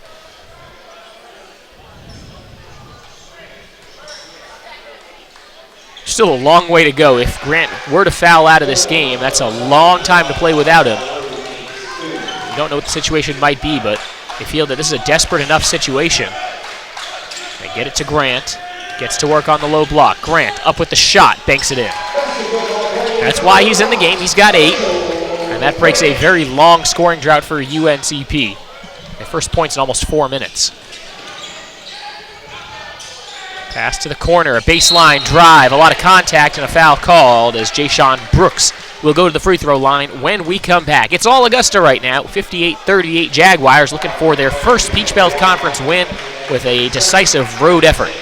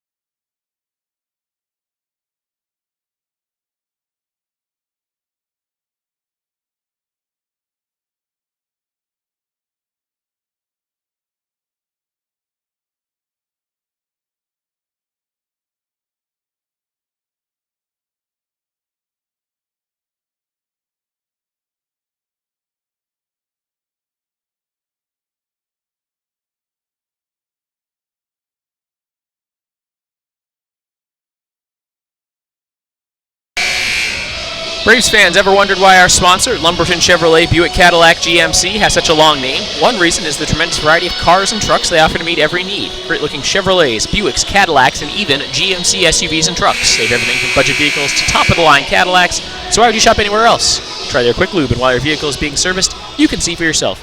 That's Lumberton Chevrolet Buick Cadillac GMC, located next to Lumberton High School. Jayshawn Brooks will be at the free throw line shooting 2. Sophomore from Augusta, Georgia. averaging about 7 points per game. He came into this game having attempted just 5 free throws. He's made all 5, and now all 6. Jags at 43% from the field, Braves at 28%. UNCP 1 of 14 from behind the arc. Jaguars 4 of 11. If you're just joining us, I'll let you guess which team is winning based on those numbers. It's been just a real rough go of it today for the Braves, and on top of that, to add injury to insult, Brandon Watts has been sidelined for much of this game after he tweaked his leg by the looks of things. He started the second half and then wasn't able to continue. Took himself out. Kobzaru on the reverse, draws a foul. More free throws on the way for Augusta. Let's see who they call this on. It's on Pruitt. It's his third. Really impressive part about this run by Augusta has been Keyshawn Sherrill, the team's leading scorer, has been on the bench for most of this run. These role players for Augusta have really stepped their game up. You saw Sherrill out there waving his arms, standing up from the Jags bench. He's pleased. I mean, if he can have a game where he's not needed to put the team on his back and score 26 points the way he averages, he'll take it. It's exhausting to score that many points. I mean, it must be. I wouldn't know. This Kobzaru has been incredible, taking the reins on by himself. Guy that only averages just over 3. He's leading the team in scoring now and only taking 4 shots. Got into the free throw line a ton today. He's a 36% free throw shooter coming into this game. He's now 10 of 11 at the free throw line today. Yeah, he likes these rims up here in Pembroke, I guess. He's done a nice job at the free throw line. Well, if he likes these rims so much, maybe Ben Miller can convince him to transfer here. Evans on the reverse. He's fouled. Say, you shot really well here. Would you like to come play for us? He's done a nice job. He's played physical inside, has 4 rebounds, and he's been impressive. When you can keep Keyshawn Sherrill on the bench, obviously play different positions, but the way these role players have really stepped up and done the job, you can afford to let Keyshawn Sherrill rest a little bit. It's the college game, not necessarily. You're not playing 82 games like in the NBA season where you might want to rest people, but for Augusta, they can afford to keep him on the bench. I have to look it up, but I imagine Augusta probably faces a similar schedule compared to UNCP, where teams would play on Wednesday, and that's a quick turnaround. This game not originally scheduled for this date today. It was changed to better accommodate both teams' travel schedules. And that's how you end up with a situation where you're playing 3 games in a week. Kinsey poked it loose. It bounces right back to Augusta. Braves just can't seem to get a kind roll. Kobzaru missed the reverse. It continues to be with Augusta, and a big decisive block by Grant. Evans up the floor to the basket. Tough shot, no good. Rebound tipped loose. Kinsey has it. Gets it to Bradley, zips it to Grant. Jump shot from 18. No good. Kobzaru with the rebound, and he's fouled by Evans. Braves over the limit, and it will be 1-1 for Vlad Kobzaru. 3rd personal on Evans, 8th team foul. And with still 10:41 left to go in the second half, 18 fouls against UNCP means we'll see a lot of Augusta free throws. Braves have hit just 1 of their last 12 from the floor. Augusta hasn't made a field goal in 2.5 minutes. And right now it just feels like this one's in complete control of the Augusta University Jaguars. Near wholesale changes for the Jags as Sherrill checks back in. Conference's leading scorer, number 10 in navy blue. Watches Kobzaru hit the first free throw. I don't know what he did differently at the free throw line today versus what he's been doing this season, but he is putting on a clinic at the line.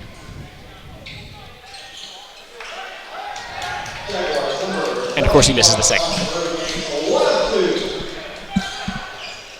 Grant up top. Braves looking for some answers on offense. Evans in the corner for 3. It's good. The Braves needed something to go in from beyond the arc. They're now 2 of 15. After missing, felt like 6 or 7 straight from beyond the arc. Sherrill Braves might be trying to double team him. Kobzaru. Pass to the left side with Monroe. Lost it. Grant comes away with it. Braves with numbers. Kinsey to Bradley. Transition 3. No good. Grant needs to be careful there. He might have gone over the back. It's out of bounds. Grant already playing with 4 fouls. Kobzaru will come out. Kyle Doyle back in for Augusta. They'll have their starting 5 back on the floor.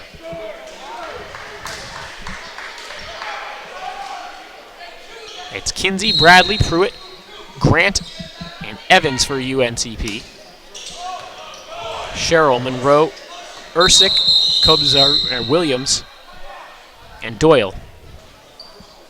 Looked like we didn't get the shot clock rolling, so referee spotted it and we'll correct the issue. Augusta led by 10 at halftime. They've doubled their lead here in the second half as we're midway through the final period of play. UNCP women's basketball won the early game 68-62 if you're just joining us. Double-double from Janisa Monley and a near triple-double from Erica Williams. She needed just another assist, another rebound, and 2 more points. 8, 9, and 9 from the Braves senior guard.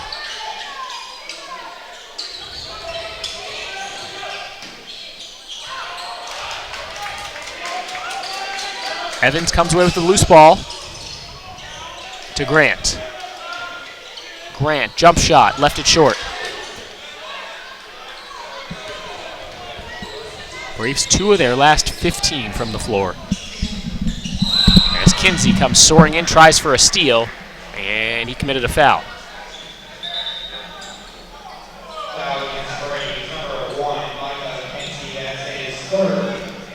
It's the 3rd personal on Kinsey. 9th team foul, 1-on-1 opportunity for Dean Williams, a sophomore from Bristol, England.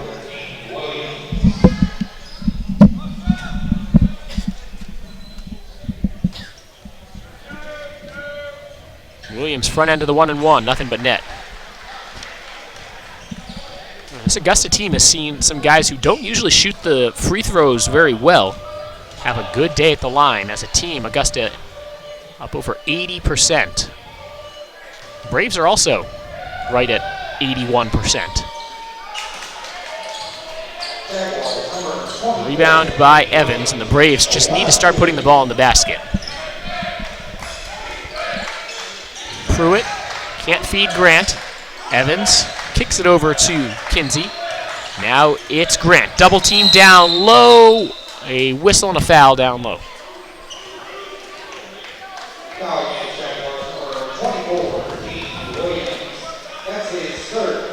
Third personal on Williams, team 6th. The next one puts the Braves at the free throw line. Quick inbounds pass. Grant, the quick hitter. Nigel Grant has been the bright spot today for UNCP. He's got 10. Sherrill double teamed along the far sideline, in trouble. And he'll take the timeout. Timeout on the floor with 8:52 remaining in the second half. UNCP trailing Augusta 64-45. And we will be right back.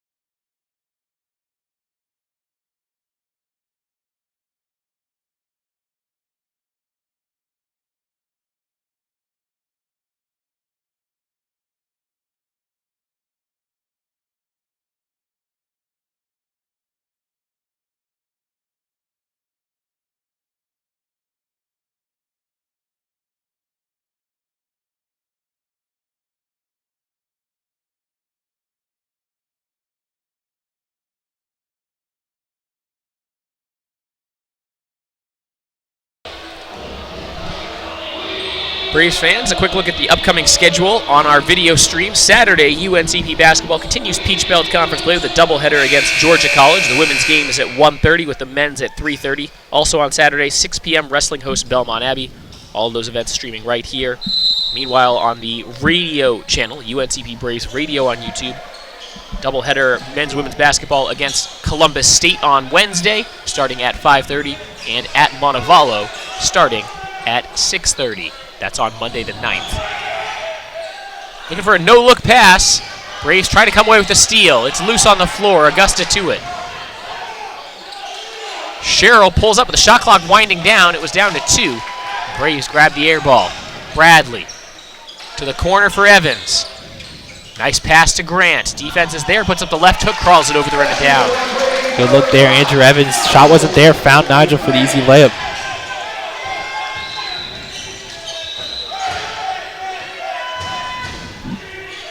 Woody guarding Williams. Doesn't take the shot, skips it to the opposite side. Shot no good. Braves playing a little 2-3 zone after showing a little pressure. Doubling a little off the ball. This is where you do have to gamble. You're going to give some easy baskets, but you got to try and get steals. Evans draws contact. He'll go to the free throw line to shoot 2. 7:56 to go in the second half. Both teams over the foul limit. UNCP trailing Augusta 64-47. We'll be back right after this.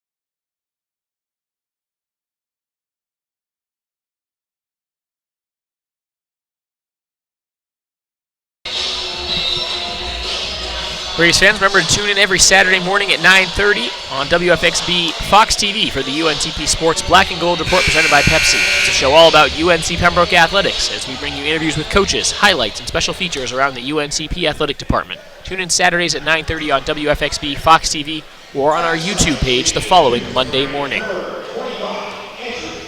Andrew Evans at the free throw line, shooting 2 for UNCP, an 80% free throw shooter on the season in just 10 attempts. He's good on the first. Now 3 of 3 at the line today. Augusta's taken 23 free throws. This will be free throws number 17 and 18 today for UNCP. So just a slight edge in that column for the Jags. Evans good on both. Lead down to 15.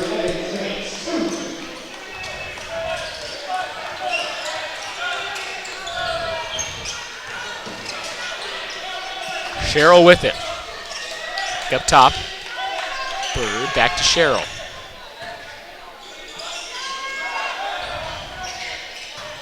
Augusta zipping the ball around, and then the finish down low by Kyle Doyle.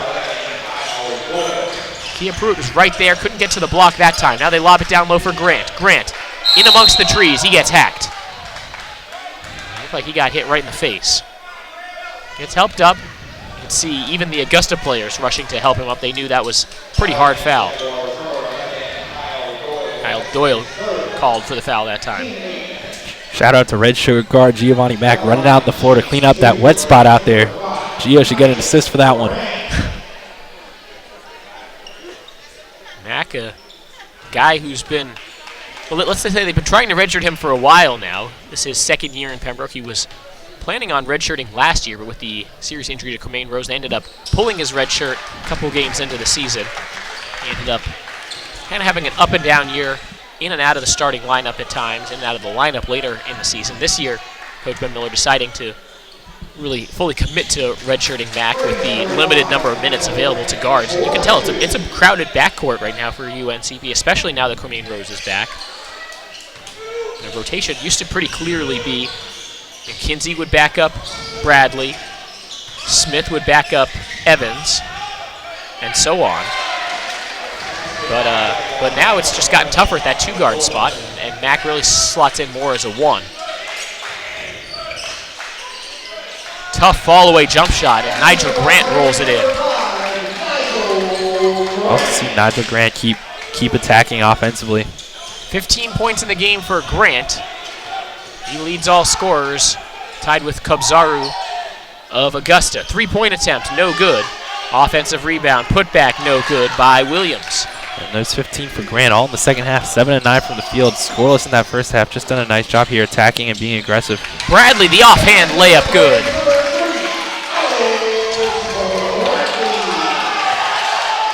And Andrew Evans can't believe it. He's going to get teed up on this play. There's a lot of contact on that inbounds, and frustration starting to boil over right now for UNCP. Not expecting this to be the game that they get kind of run out of their home gym. I'd love to see the energy from Andrew Evans, a guy that's normally pretty laid back. He really didn't like that call. Unfortunately for him, he's got to control himself a little better on that play. But these guys are still out here fighting despite the score. Cut that lead down to 14. Had grown to past 20. The referee's having a little conversation now. And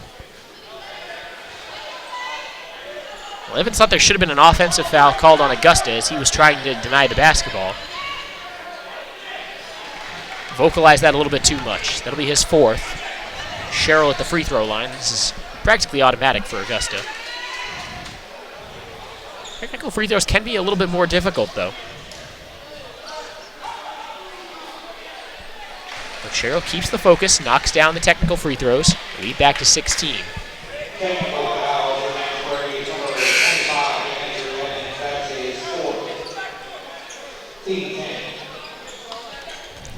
It'll be a sideline out-of-bounds situation for the Jaguars.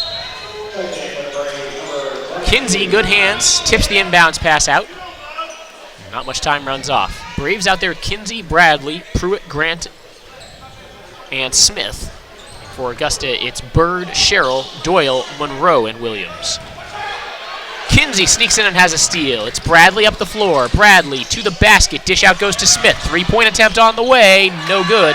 Grant tips the rebound, and Kinsey's foot was on the baseline. That's right in front of where a bunch of Brave students are sitting. You don't see them arguing the call, so it must be the right call. Kabzaru ready to check back into the game for Augusta. He'll replace Dean Williams. He's been pretty much the story here tonight for Augusta. Found money for the Jaguars. Guy averaging under 4 points a game who comes in, has a 15-point night. Couple that with the poor shooting by UNCP. You have this lead for Augusta, which is pretty comfortable, as Alex Bradley called for his first. Braves over the limit.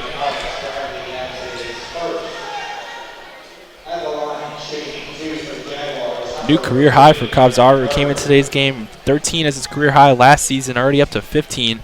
We still got 6 minutes left to go, and you got to expect he'll be back at that free throw line soon, because he's been living there today with 13 attempts already. Made just 2 of his 5 field goals, but 13 makes it the foul line.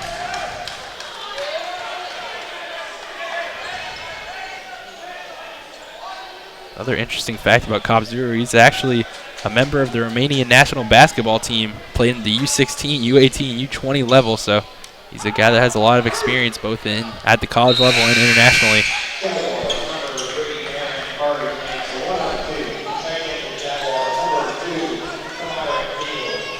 Myrick Fields back in for Augusta as Kyle Doyle goes to the bench. Well, the Jags have just 12 players on their roster. Don't carry a lot of walk-ons or guys who are redshirting, something like that. I believe they've pretty much all gotten in the game here tonight. It's not the kind of thing where there are guys who are buried on the end of their bench who you might see in a blowout. They they've all been playing rotation minutes, more or less. The exception being Sean Moss, a freshman who I believe they're redshirting.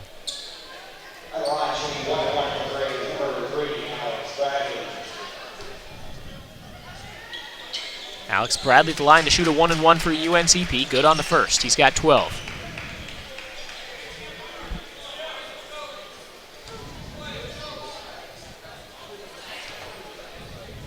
Second free throw, Alex Bradley, no good. Kobzaru with the rebound.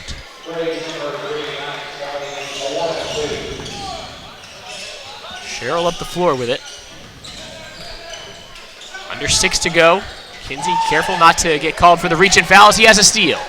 Kinsey up to Bradley. Transition three-point attempt. Left it short. Long rebound. Kobzaru couldn't stick a fork in it. Bradley has it. Over to Smith. He jabs, fires his own three, and hits. Mike Smith from downtown. Timeout UNCP as it's down to a 13-point game. No, it's just an official timeout for a wet spot on the floor. Sometimes you see a coach call a timeout in that situation. Call that timeout, set up your press defense, and it kind of serves as that, as looks like Coach Miller will not set up that pressure defense, drop back into the zone, but it could have served as that, as you call that timeout, maybe try and set up your pressure defense. And Braves look like they were dropped back into the zone, but Alex Bradley and Mike Smith, the guards, will extend a little pressure here. And here comes the full-out pressure. They're not going to drop back into the zone. Coach Miller had that little wet spot timeout, and he's got his defense set. Going for the steal, didn't get it. Extra pass made. Augusta with the fancy spin move along the baseline. Good passing between the forwards. And Sherrill's tripped by Kinsey. Fourth personal on Micah Kinsey. Monroe and Doyle playing a little back and forth there along the baseline. Call it hot potato if you wish. All it ends up with is 2 more free throws for one of the best free throw shooters in the region. Sherrill's, before he attempts these free throws, only had 4 points in the second half. You would have told Coach Miller prior to this game that Sherrill's would only have 4 in the second half and 13 with only about 5 minutes left to go. You probably would have been pretty happy, but it's been the bench players and other role players that really stepped up for Augusta, and they've done the job. 72-58 Augusta, 5:18 remaining. One more free throw for Keyshawn Sherrill.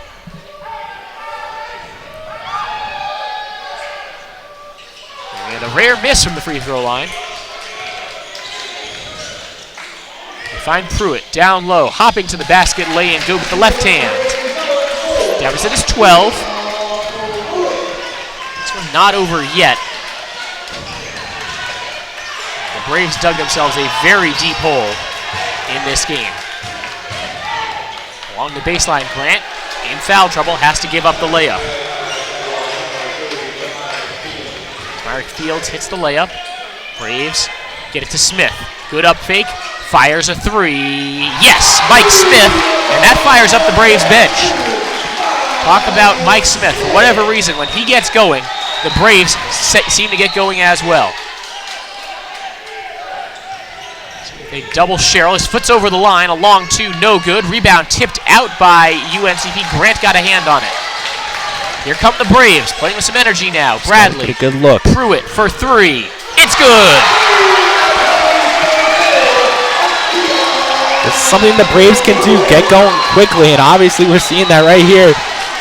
3 straight threes, and the whole Braves bench is up, trying to get a good defensive stop right back in this thing. It's an 8-point game. Well, the fans who stuck around are getting treated to a heck of a run by UNC Pembroke. English E. Jones Center, rock it now. Inside out game, 3-point attempt, around the rim and out. Pruitt gobbles up the rebound, pass ahead for Smith, 2-on-2. Smith transition 3-point attempt. That was a heat check, but he gets his own rebound. Great hustle by Mike Smith. Smith to the basket, blocking foul call.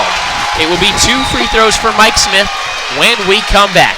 3:32 left in this one, and this game is not over yet. 74-66 the Augusta lead on the Braves Broadcast Network.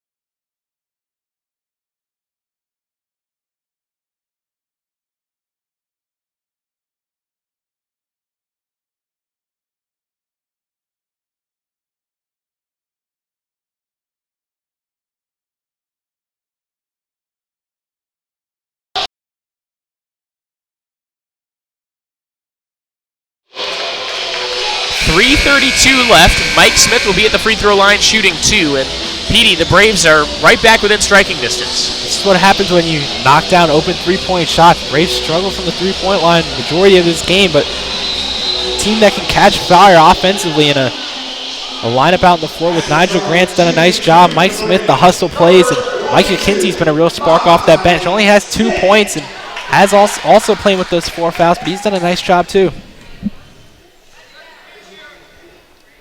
Smith, no good on the free throw, just rattles out on it.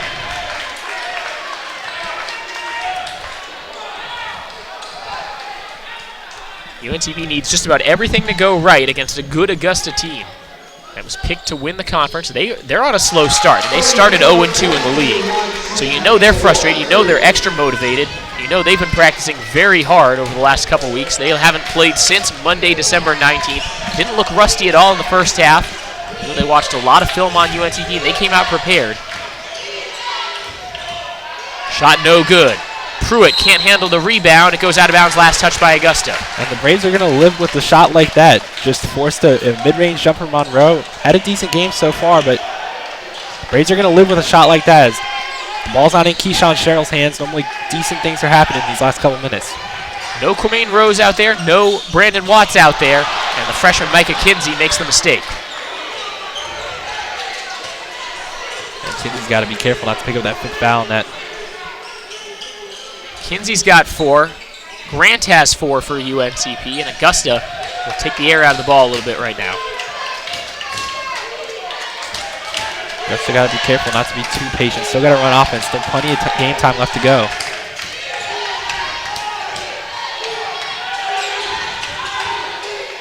Smith takes the ball away. Up the other way. Kinsey to the basket. Layup good. Timeout. The Braves fired up. Micah Kinsey able to track down the rolling basketball. This is just a 30-second timeout. PD, the Braves they looked dead. Right after halftime, they came out continuing to look flat. The Jags just extended a lead. They led by as many as 24 near the midway point of the second half, and you thought the rest of the game was going to be a formality. But don't tell that to the Braves, because they kept fighting. Yeah, you know, UNCP must have seen some of the fans leaving the building, and right when that happened, they were like, "Nah, we're not going to go down this easy." And done a nice job hitting those open threes. The pressure defense has done a good job. Hasn't turned into a lot of steals, but it's turned into some rush shots for Augusta. And Keyshawn Sherrill hasn't really been able to get going in the second half, and that's been one of the main differences. And you got to expect him to still want to try and put that stamp on this game. 2:32 left in this second half. Still plenty of game time to go. Five-point game. It was a 24-point game just a few minutes ago. Braves have also closed the rebounding gap. Augusta's still out-rebounding UNCP 47-38. Thanks in large part to their effort on the offensive glass. 19 offensive rebounds by Augusta. Kinsey shoots the passing lane. He goes the other way and lays it in. Nice and safe. Doesn't try the spectacular dunk. It's a one-possession game. How about the defense by Micah Kinsey? Sherrill taking it himself. No, he gives it off, and the layup good by Dean Williams. Nice pass by Sherrill. 2 minutes left, 5-point game. Nigel Grant really trying to get good position down low. Wants the ball. He's going to look to attack. 3-point attempt. Grant. No good. Long rebound. Goes to Kinsey. To Bradley. Nigel really wants the ball in crunch time. Posting up down low. He's got a little space. Pruitt draws a foul. It's called on number 11, Kyle Doyle. That's his 4th. And the 10th team foul on Augusta means 2 free throws for Kia Pruitt, who's not the best free throw shooter for the Braves, but an opportunity to get it back down to 3 again.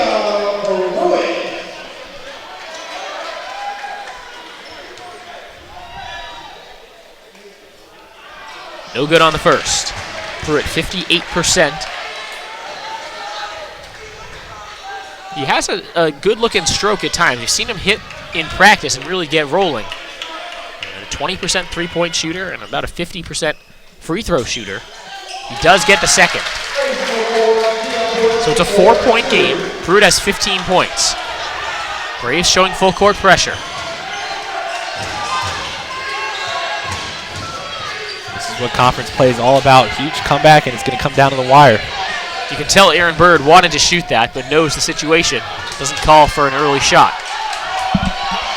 Still before classes start in Pembroke, so no cheerleaders, no band. Atmosphere will only get better here at UNCP. Pruitt might have gotten a piece of that. Smith out in transition. He'll step into a 3-ball. No good. Rebound tipped out by Nigel Grant. Mike Smith's hit a couple threes in this game, and that was a big one. That would have closed that gap down to just one. It was open. Fortunately for Mike, wouldn't go down, but he's done an awesome job in this half, really getting this Braves defense, ramping it up. Smith, 2 of 6 from beyond the arc today. Braves getting right up in the grill of Tyvez Monroe, trying to force a turnover. They get it back to Sherrill. The All-American pulls up from the free throw line. It rattles out on him. Rebound gobbled up by Pruitt. He's got a double-double, 15 and 11. Kinsey, drive and dish. Smith, deep three-point attempt. Yes! Mike Smith from beyond the arc, and then some timeout, UNCP. It's still a 1-point Augusta lead. Mike Smith needs to be shepherded back over to the Braves bench as he was...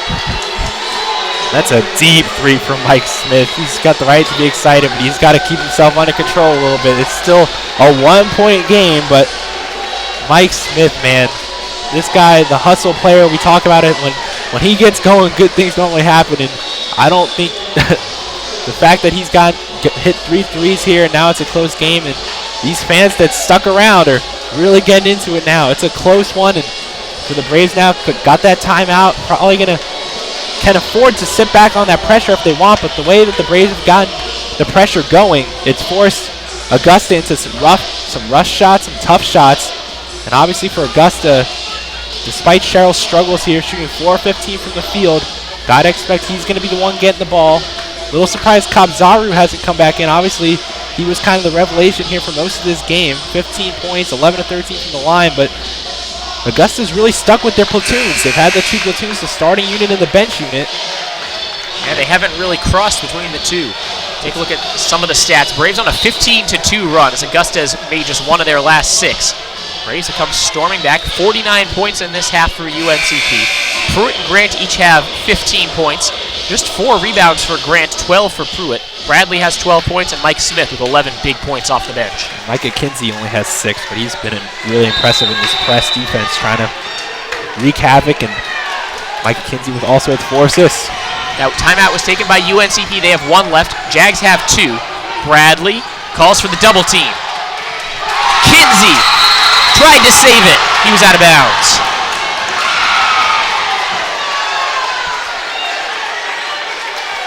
Hustle play by UNCP. Shot clock shouldn't reset as the Braves never had possession. Jags discussing whether that shot clock should have reset. Here comes Giovanni Mack with that towel once again.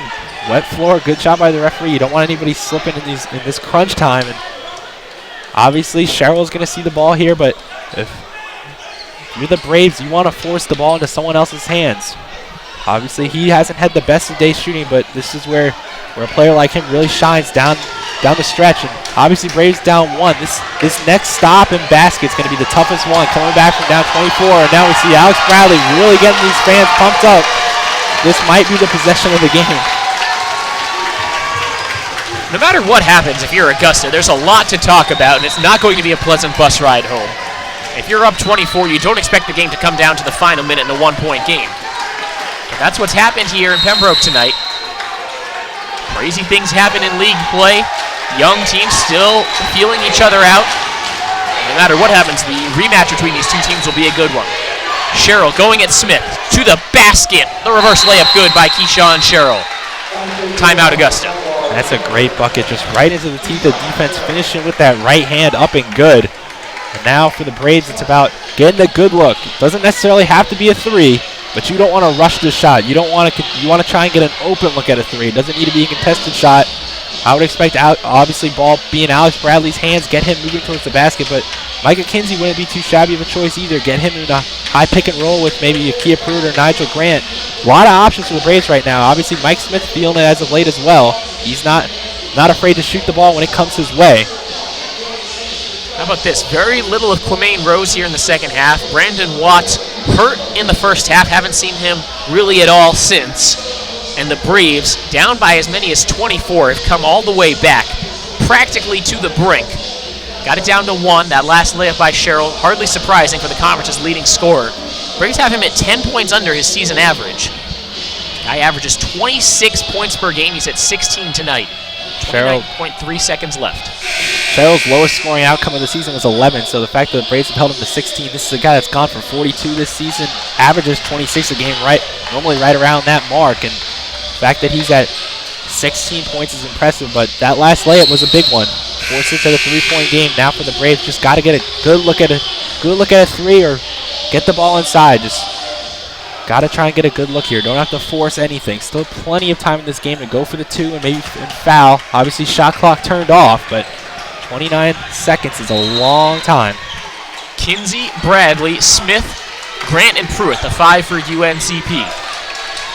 Bradley guarded by Sherrill. Neither team with a foul to give. Braves taking a lot of time to find their look. Grant, outside the arc, back to Bradley. Gets Sherrill up in the air. Braves probably need a 3 now. Timeout taken by UNCP. Taking too long to run their offense. It's down to 11.6 seconds left. And Coach Miller didn't like what he was seeing on the floor. Smart call by him. You want to get a good look. At this point, you still could go for the 2. Drive inside, get a quick look, but obviously a 3 would tie it.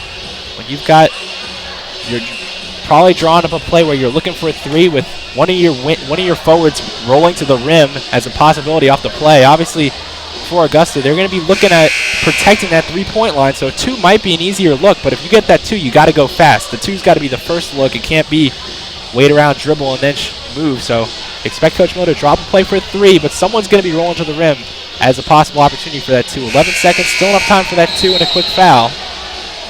But a 3 obviously might be the priority here. Braves out of timeouts. I think another thing you talk about in that huddle is a reminder that you probably aren't going to get a foul call at this point in the game. Refs usually let a little bit more go in these situations. So the idea of trying to up-fake a guy and get 3 free throws is probably out the window. Bradley with it. Gets it to Smith. Smith, he'll take the 3. He was hit! Airballed the shot, but there was no doubt about that. 3 free throws for Mike Smith with 6.9 seconds left. Coming to today's game, Mike Smith was 8 of 10 from the free throw line. Now, obviously, that's not a lot of free throws, but Mike Smith working around the Jones Center. We see Mike Smith in the gym all the time, working on his game, working on his free throws, and obviously 3 big ones for Mike Smith here. And Braves bench really trying to get everybody quiet. Any one miss is not particularly a killer, but time is starting to run out on the Braves. First one good. Yeah, like you said, if he does miss one of these free throws, Braves still would have time to foul and try and get down the floor quick. But obviously 3 makes here for Mike would be. Second free throw, good. This is the big one. And making 3 straight free throws when we're sitting here with down 3. This is a tough spot. And so far, Mike Smith's come through, but he still needs to make 1 more to tie this game up. Mike Smith to tie the game. Yes, ice water. Mike Smith making the comeback for UNCP. And with 6.9 seconds left, a timeout taken by Dimitris. Final timeout for Augusta. They'll draw up a play to go for the win. Mike Smith, 1 point in the first half, 13 points here in the second half, 3 of 7 from 3 in the second half. We can't say enough about how much of a difference he's been. Still 6.9 seconds left on the clock, though. Keyshawn Sherrill, 26 points per game coming into today's game. Is there any doubt he gets the ball? He can get up and down the floor so fast. Looks like he might be the inbounder. A lot of times when you inbound it, you might inbound it quick, and he might be getting the ball right back. And he can run the baseline, so that's going to be another thing to watch for. But if you can make sure Keyshawn Sherrill doesn't get the ball back, obviously you like your chances, but play probably is to get him the ball right back and run down the floor. Braves will pressure in the full court. Inbounds pass to Williams. They get it back to Sherrill, and Pruitt gives a foul. 4.8 seconds left, and the Braves have just put the best free throw shooter in the conference at the line to shoot 2 in a tie game with under 5 seconds to play. Obviously, you don't want to give up that foul, but since it was given up so quick, Braves will still have time, depending on what happens here, to get the ball up and down the floor. Talked about Mike Smith making the clutch free throw. That's the 4th personal on Pruitt, by the way, so he becomes the 4th different Braves player to have 4 personal. I'm surprised the Braves don't try to bring Andrew Evans in off the bench right now. He's a good 3-point shooter. At this point, I think you just ride out the guys that have got you back. That's what a lot of coaches do, and understand what you're saying there, but Coach Miller's going to trust his guys that got him to this point. Sherrill, a 90% free throw shooter, good on the first. So the Braves will need to score. 4.8 seconds left, 1 more free throw. Both teams out of timeouts. Keyshawn Sherrill, conference's leading scorer, best free throw shooter in the conference. Second free throw also good. Substitution now for Augusta, Ben Ursich into the game. Neither team with a timeout. Braves will need something to go in the final 4.8 seconds. What do they have in their bag of tricks? Inbounds pass to Kinsey. 4-3. Kinsey driving to the basket, a floater. They will call the offensive foul. That'll just about do it. Out of control drive from Micah Kinsey. He's fouled out with 0.3 seconds left. And the Jags, barring a 5-second call here, will get the W. And despite the offensive foul, Micah Kinsey actually got a decent look at that floater. He was a little out of control, and it was a great play by the Jaguar defender to take that charge. And in crunch time, was outside the restricted area, just set his feet, and that's probably one of the biggest charges he'll take of his career. You don't remember too many charges, but the fact that you take one in the closing seconds, draw that offensive foul. And Ben Ursich, the one to take it. And now the Braves need to deny this inbounds pass. They only have time for a tip. There it is. Ball game over. Augusta 80, UNCP 78. As the Jaguars nearly blow a 24-point lead, they still come into Pembroke and hand the Braves their first conference loss. UNCP falls to 9-3 overall, 2-1 in the Peach Belt Conference. Augusta improves to 8-3, and they get to 1-2 in the league. And both of these teams should be serious contenders in the PBC East. They'll play again later this year in Augusta, and that should be a great game. Petey, your final thoughts on this one? The resiliency from the Braves is just incredible today. It had gotten to the point where I think most people in this arena had kind of given up. I mean, it was a 24-point game, but Braves fought all the way back. And Mike Smith with those 3 big free throws. Mike Smith can't say enough about the way he played. And obviously the Braves are disappointed. Come back from that far down and get that close and still lose the game is a tough one. But a lot of heart shown by these guys today. And I'm really looking forward to these next few weeks with conference play really ramping up. The Braves showed today that they can play with just about anyone. Held the best player in the conference to 18 points on a tough shooting night. And that's a pretty good day for UNCP. Augusta was picked to win the league. They started slow, but they've shown that they are also a heck of a contender. Final score again: Augusta 78, Augusta 80, UNCP 78. The women's game was 68-62 UNCP's way. So that will wrap things up from here. Next UNCP basketball doubleheader is right around the corner, Wednesday night, as the women and men take on Columbus State from the Lumpkin Center in Columbus, Georgia. Tip-off of that at 5:30 p.m. Eastern Time on the UNCP Braves radio channel. Search UNCP Braves Radio on YouTube. Of course, go to uncpbraves.com for all the latest on UNCP athletics. For my broadcast partner, Petey Powers, and our entire crew at UNCP, this is Cameron Songer saying thanks for joining us here tonight, and enjoy the rest of your night.